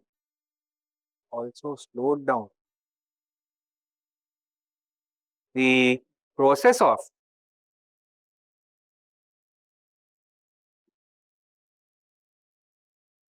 agricultural modernization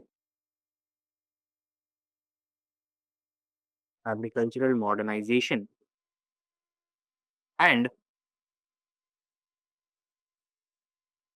agricultural modernization and economic क्या लिखा है ना, the paucity of funds and expertise also slowed down the process of agricultural modernization and extension of formal credit.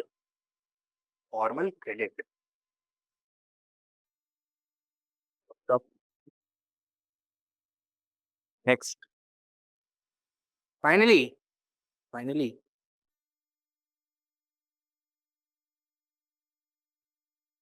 the legal profession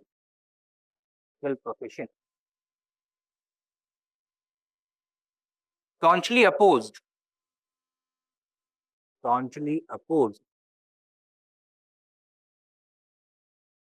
the regulation of money lending.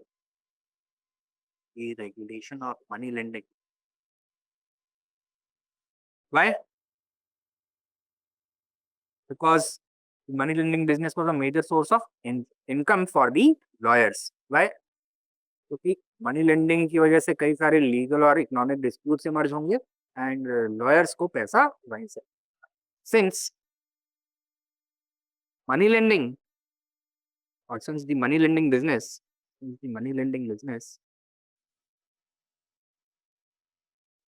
provided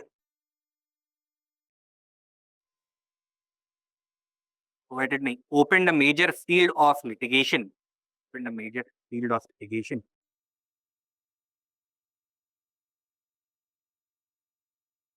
contributed a major portion litigation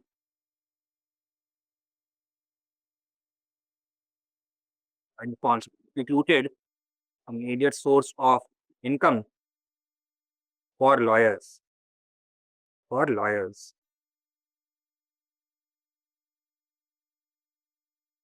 एक और hurdle that was constitutional in nature. क्या? Right to property had been made a fundamental right. Therefore, right to land reform को अगर implement करना है, so property would have to be taken from some and given to others. So that right would have been violated. Right now, lastly,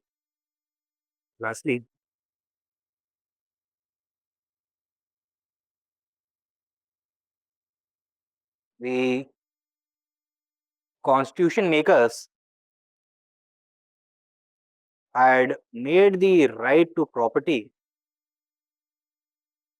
a fundamental right.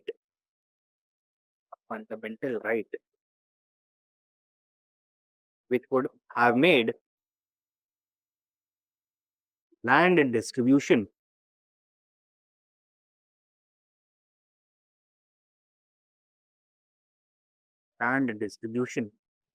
legally impossible. Legally possible. ठीक है, ये हो गए the different hurdles in the path of land reforms. Next, efforts or laws. Now, land central subject है या state subject है? State subject है.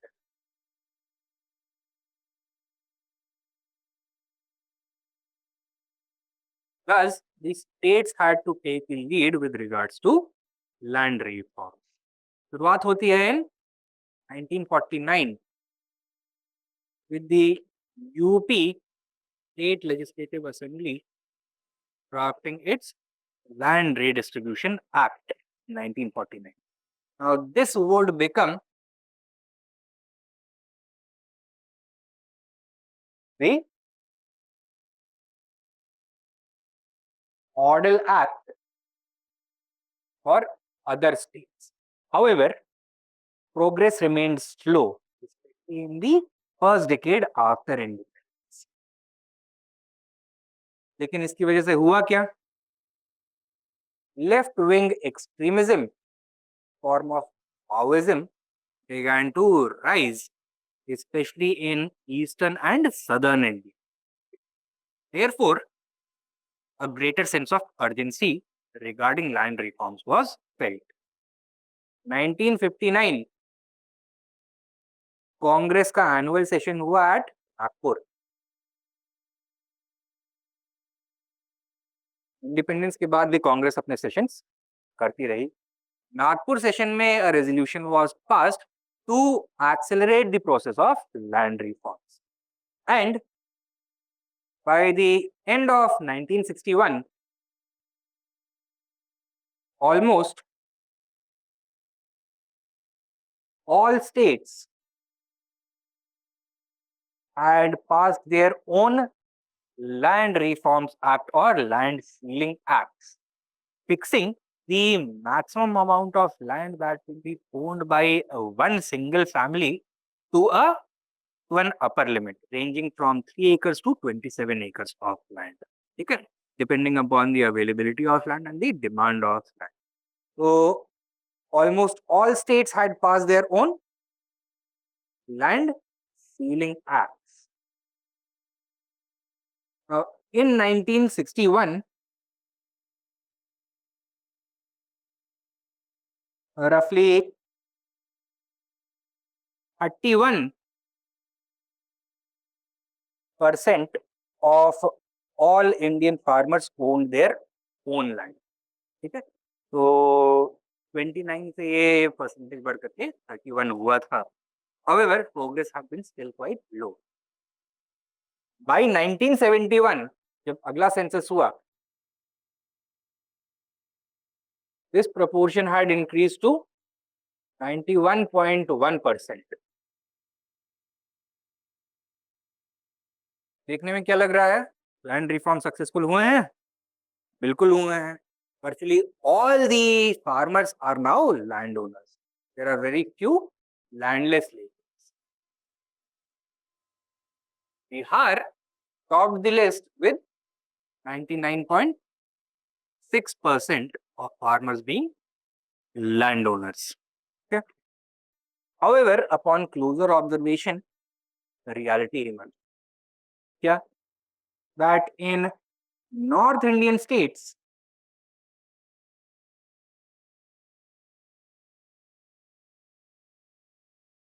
the process of land reforms had been abortive, and several problems had emerged, such as Benami transactions, such as fictitious transfers of land, etc. Right? तो ये केवल बोलने के लिए 99.6% था, actually इतना. In some states such as West Bengal, Kerala, and Kashmir, the process of land reforms was much more successful. लेकिन problem क्या हुआ है यहाँ पर, दैट यहाँ पे जो गवर्नमेंट्स थी देवर क्वाइट लेफ्ट थी. वेस्ट बंगाल और केरला में तो कम्युनिस्ट गवर्नमेंट से थी, और कश्मीर में जो शेख अब्दुल्ला की गवर्नमेंट थी that took away land from the big land owners, most of whom were Pandits, and distributed it among the peasants, most of whom were Muslims, without giving any compensation to the Kashmiri Pandits. So communalism and communism की वजह से there was great degree of bloodshed also. एक बार जब खून बहना शुरू होता है तब रुकता नहीं. क्यों? क्योंकि यहाँ पे एक revolutionary ideology had succeeded, therefore North Indian states में भी same revolutionary ideology implement करी जाएगी for doing land reforms. Apart from these legal and revolutionary routes, Gandhian methods were also undertaken in order to conduct land reforms. Acharya Vinoba Bhave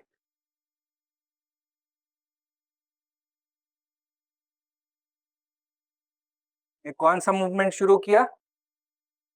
Bhoodan movement.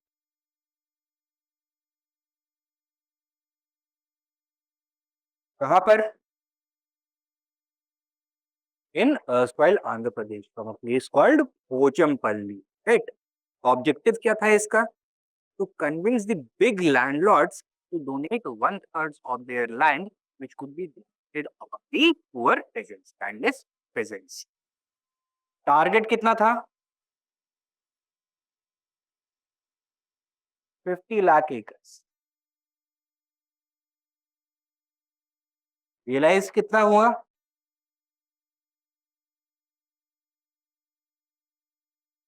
8.73 lakh. Success और failure? Failure.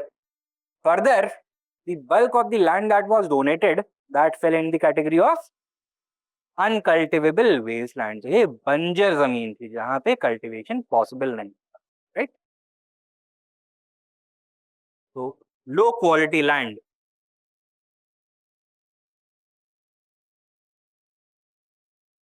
was donated.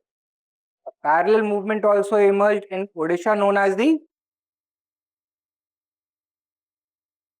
Ramdan movement.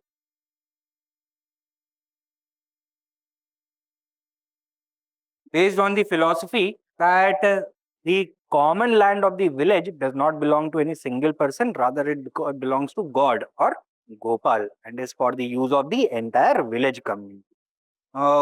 Bengal, Orissa, if you remember, used to be part of Bengal. It was a zamindari area.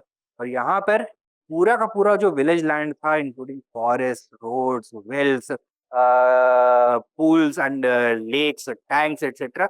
ये सब कुछ जमींदार की ownership के अंदर दे दिया गया था. Big landed estates had come into existence. Now, zamindars of Odisha were asked to give away these common lands to the villages for their own use. Did they respond? No. This also ended in failure. Apart from a few talukas where portions of village land were granted to the village community were given up, बाकी जगहों पर zamindars did not budge. Right? So, the Gandhian method of class cooperation and trusteeship had failed, and Marxists ने इनको कैसे interpret किया? That these are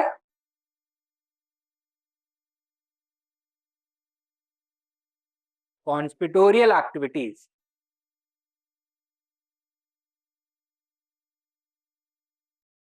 क्या conspiracy है?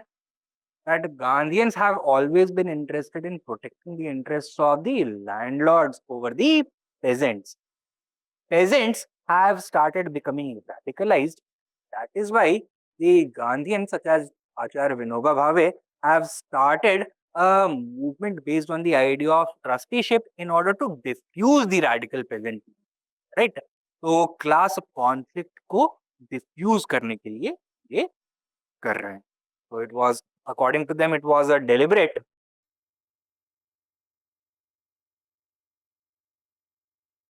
attempt to slow down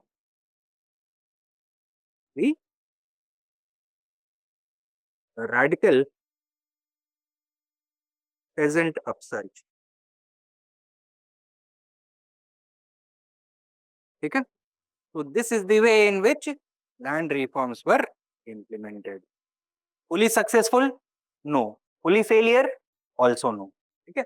Successful तो हुए, जो ultimate objectives थे, they were reached, but not without bloodshed and conflict.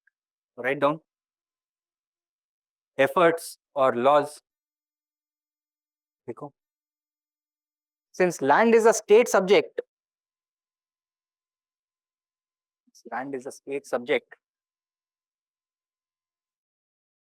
comma, states had to take the lead. States had to take the lead. Full stop. Next point. In 1949, the UP State Assembly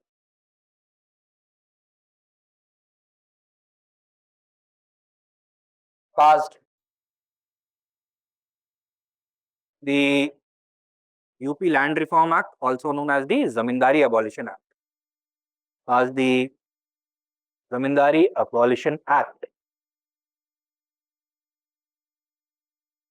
which became the basis, or sorry, the model law for other states. Next point.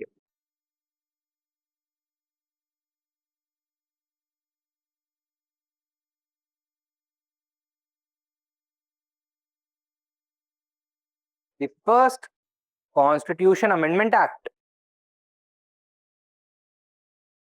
1951,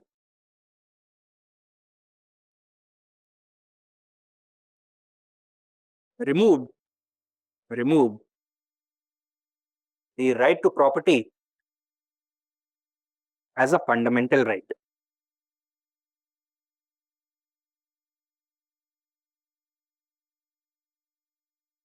and enacted, sorry, and added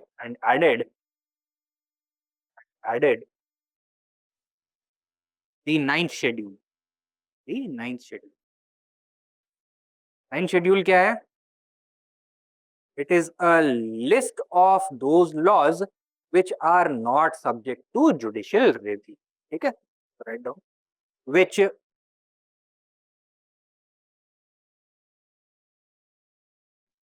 protects social legislations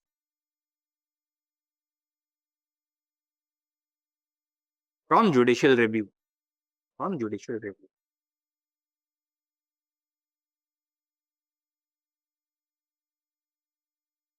Next point. However, beyond this, the process of land reform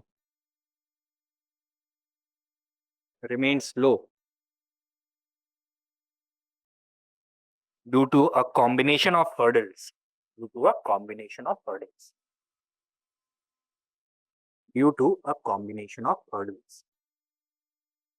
क्या hurdles? जो हम already mention कर चुके हैं. Lack of land records, lack of political will, lack of cooperation by the officials, these kinds of things. Okay? Next main point.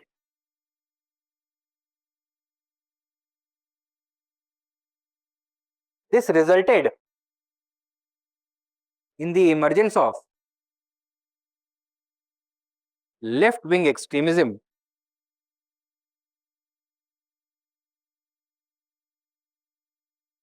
especially in Southern and Eastern India.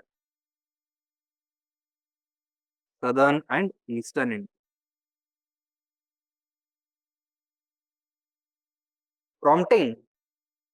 Prompting. The Congress to resolve to accelerate the process of land reforms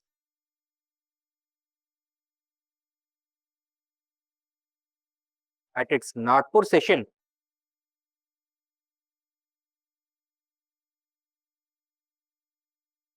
At its Nagpur session, 1959. 1950. Next point. By 1961, almost all states, almost all states had passed their own land reform acts or land reform laws, including zamindari abolition, tenancy reform, and placing a land ceiling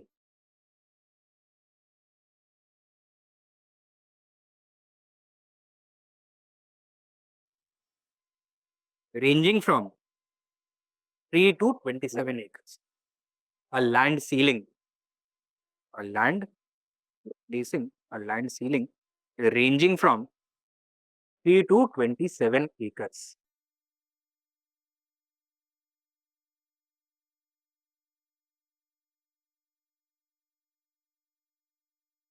Stop. Next point. Between between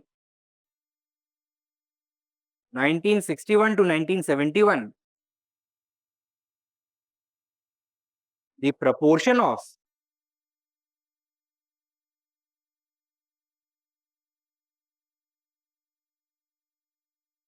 landowning farmers had increased from 31 to 91%.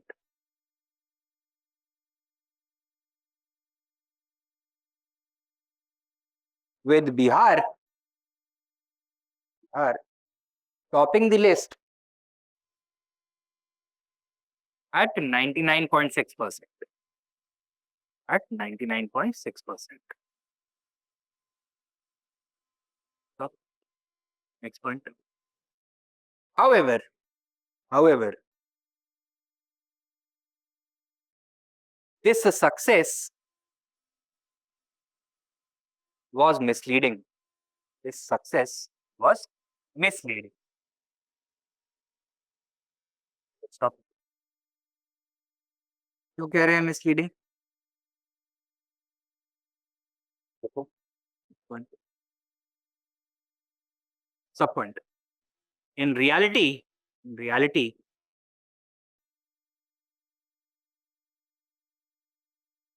the North Indian states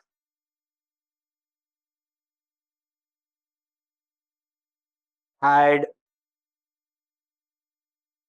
performed extremely poorly. Performed extremely poorly.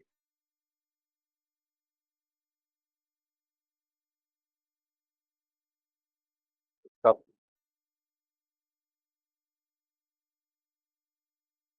Grave problems such as Benami transactions, evictions of tenants,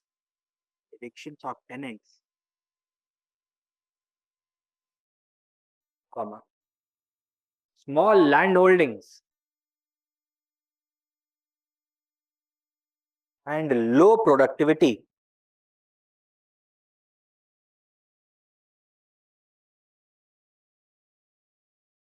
Derailed, derailed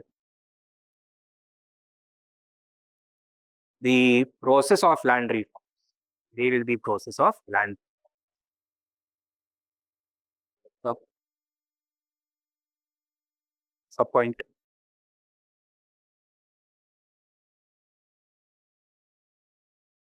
Caste played a very important role. A very important role in the abortive process of land reforms.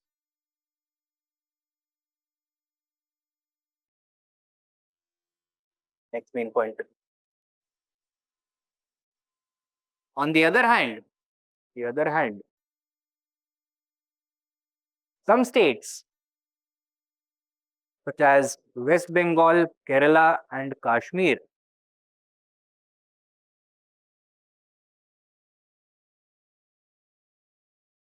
were effective were effective in land distribution. Land distribution. But land reforms were accompanied by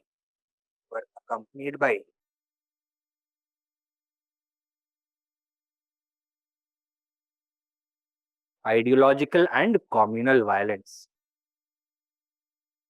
Ideological and communal violence. Next main point. Communal violence. अगला main point लिखो.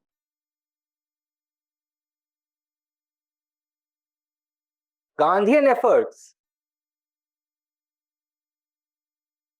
were also made to carry out land reforms.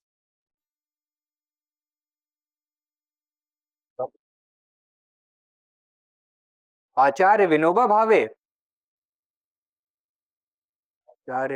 Bhave launched the Bhudan movement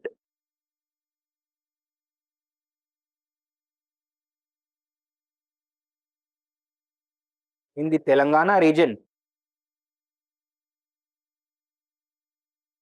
in 1951.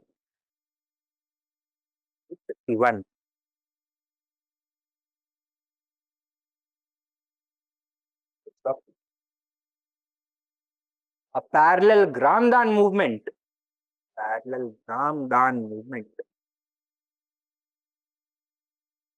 was launched in Odisha.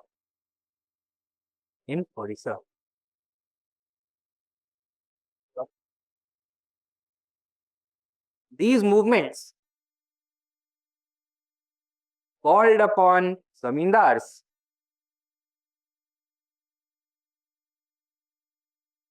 to voluntarily donate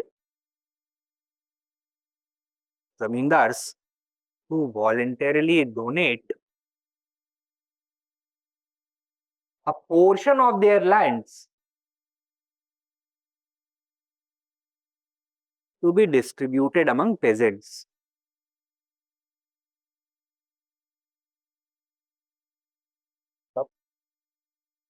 However,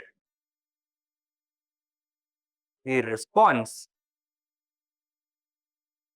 portion of their lands to be distributed among landless peasants.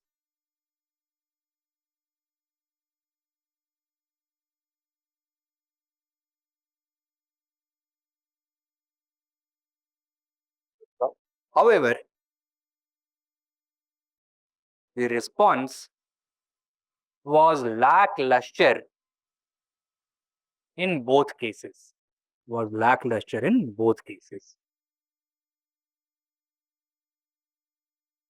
So, Sub point. Marxists accused the Gandhians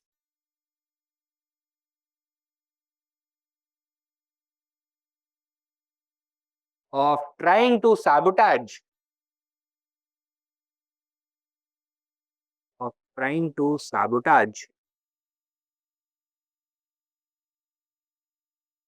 the radical leftist movement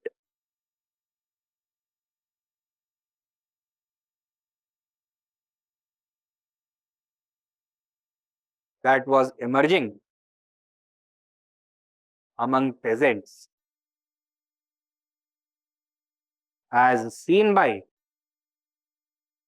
the violence in Kerala and West Bengal.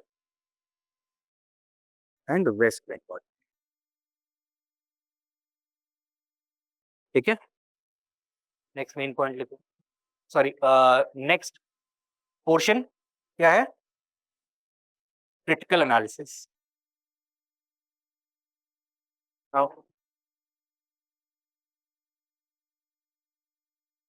While the land reform programs succeeded in abolition of zamindari,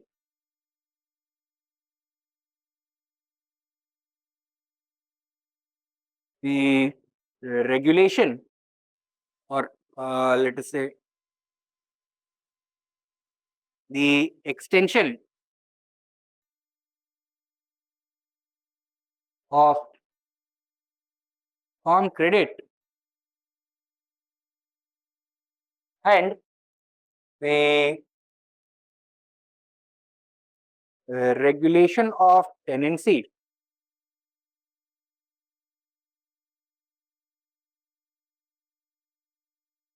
the success was mixed.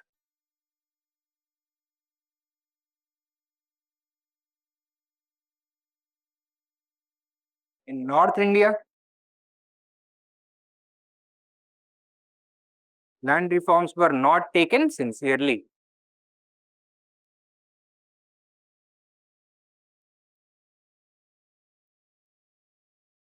Added to this was the emerging caste tensions in North India.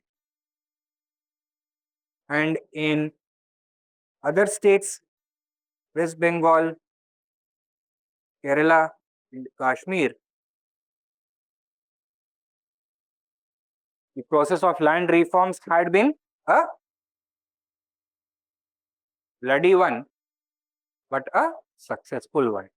Therefore, this revolutionary ideology also became prominent in North India, and caste-based riots started to take place. Worst affected were Bihar and Eastern UP. Okay? So, success remained mixed. And due to the abortive nature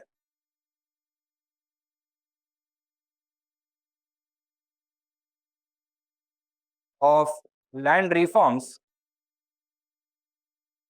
क्या देखने के लिए मिलता है हमें? The rise of left-wing extremism and violence. The two most prominent examples of these: Naxalite movement, which emerged in eastern and central India from 1967 onwards, and the bandits of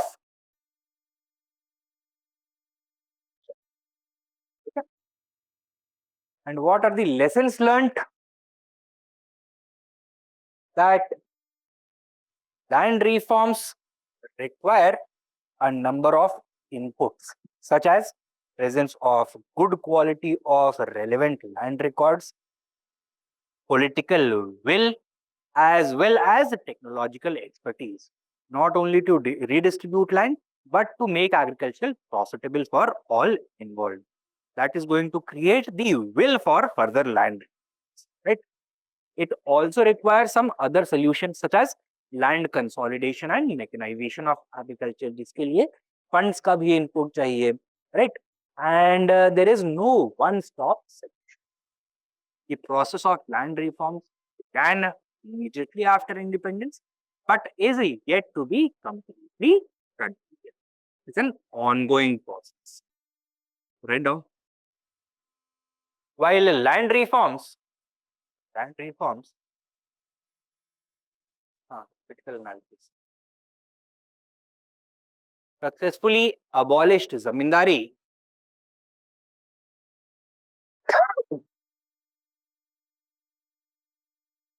protected tenants, and made farm credit available. Protected tenants and made farm credit available to peasants, comma,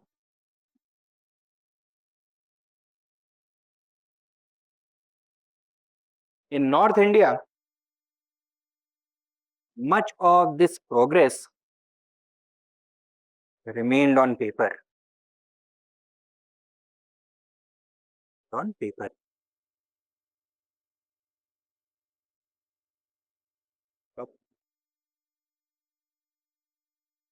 The added complication of caste divide in the agrarian structure resulted in caste-based riots and politics. From the 1970s onwards. From the 1970s onwards. Riots and politics from the 1970s onwards. The worst affected areas were Eastern UP and Bihar.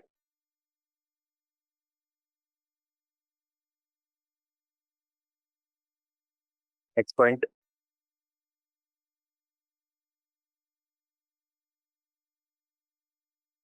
While West Bengal, Kerala, and Kashmir were more successful with respect to land reforms. With respect to land reforms, comma, bloodshed could not be avoided.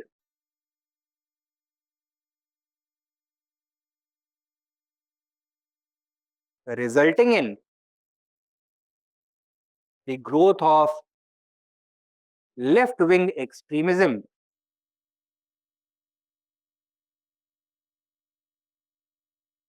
in areas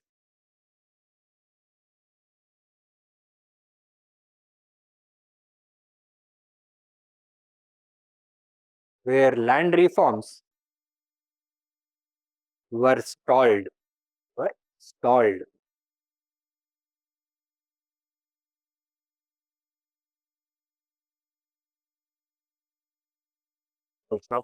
Next point. The two most significant manifestations of this were A and B. A, the Naxalite movement,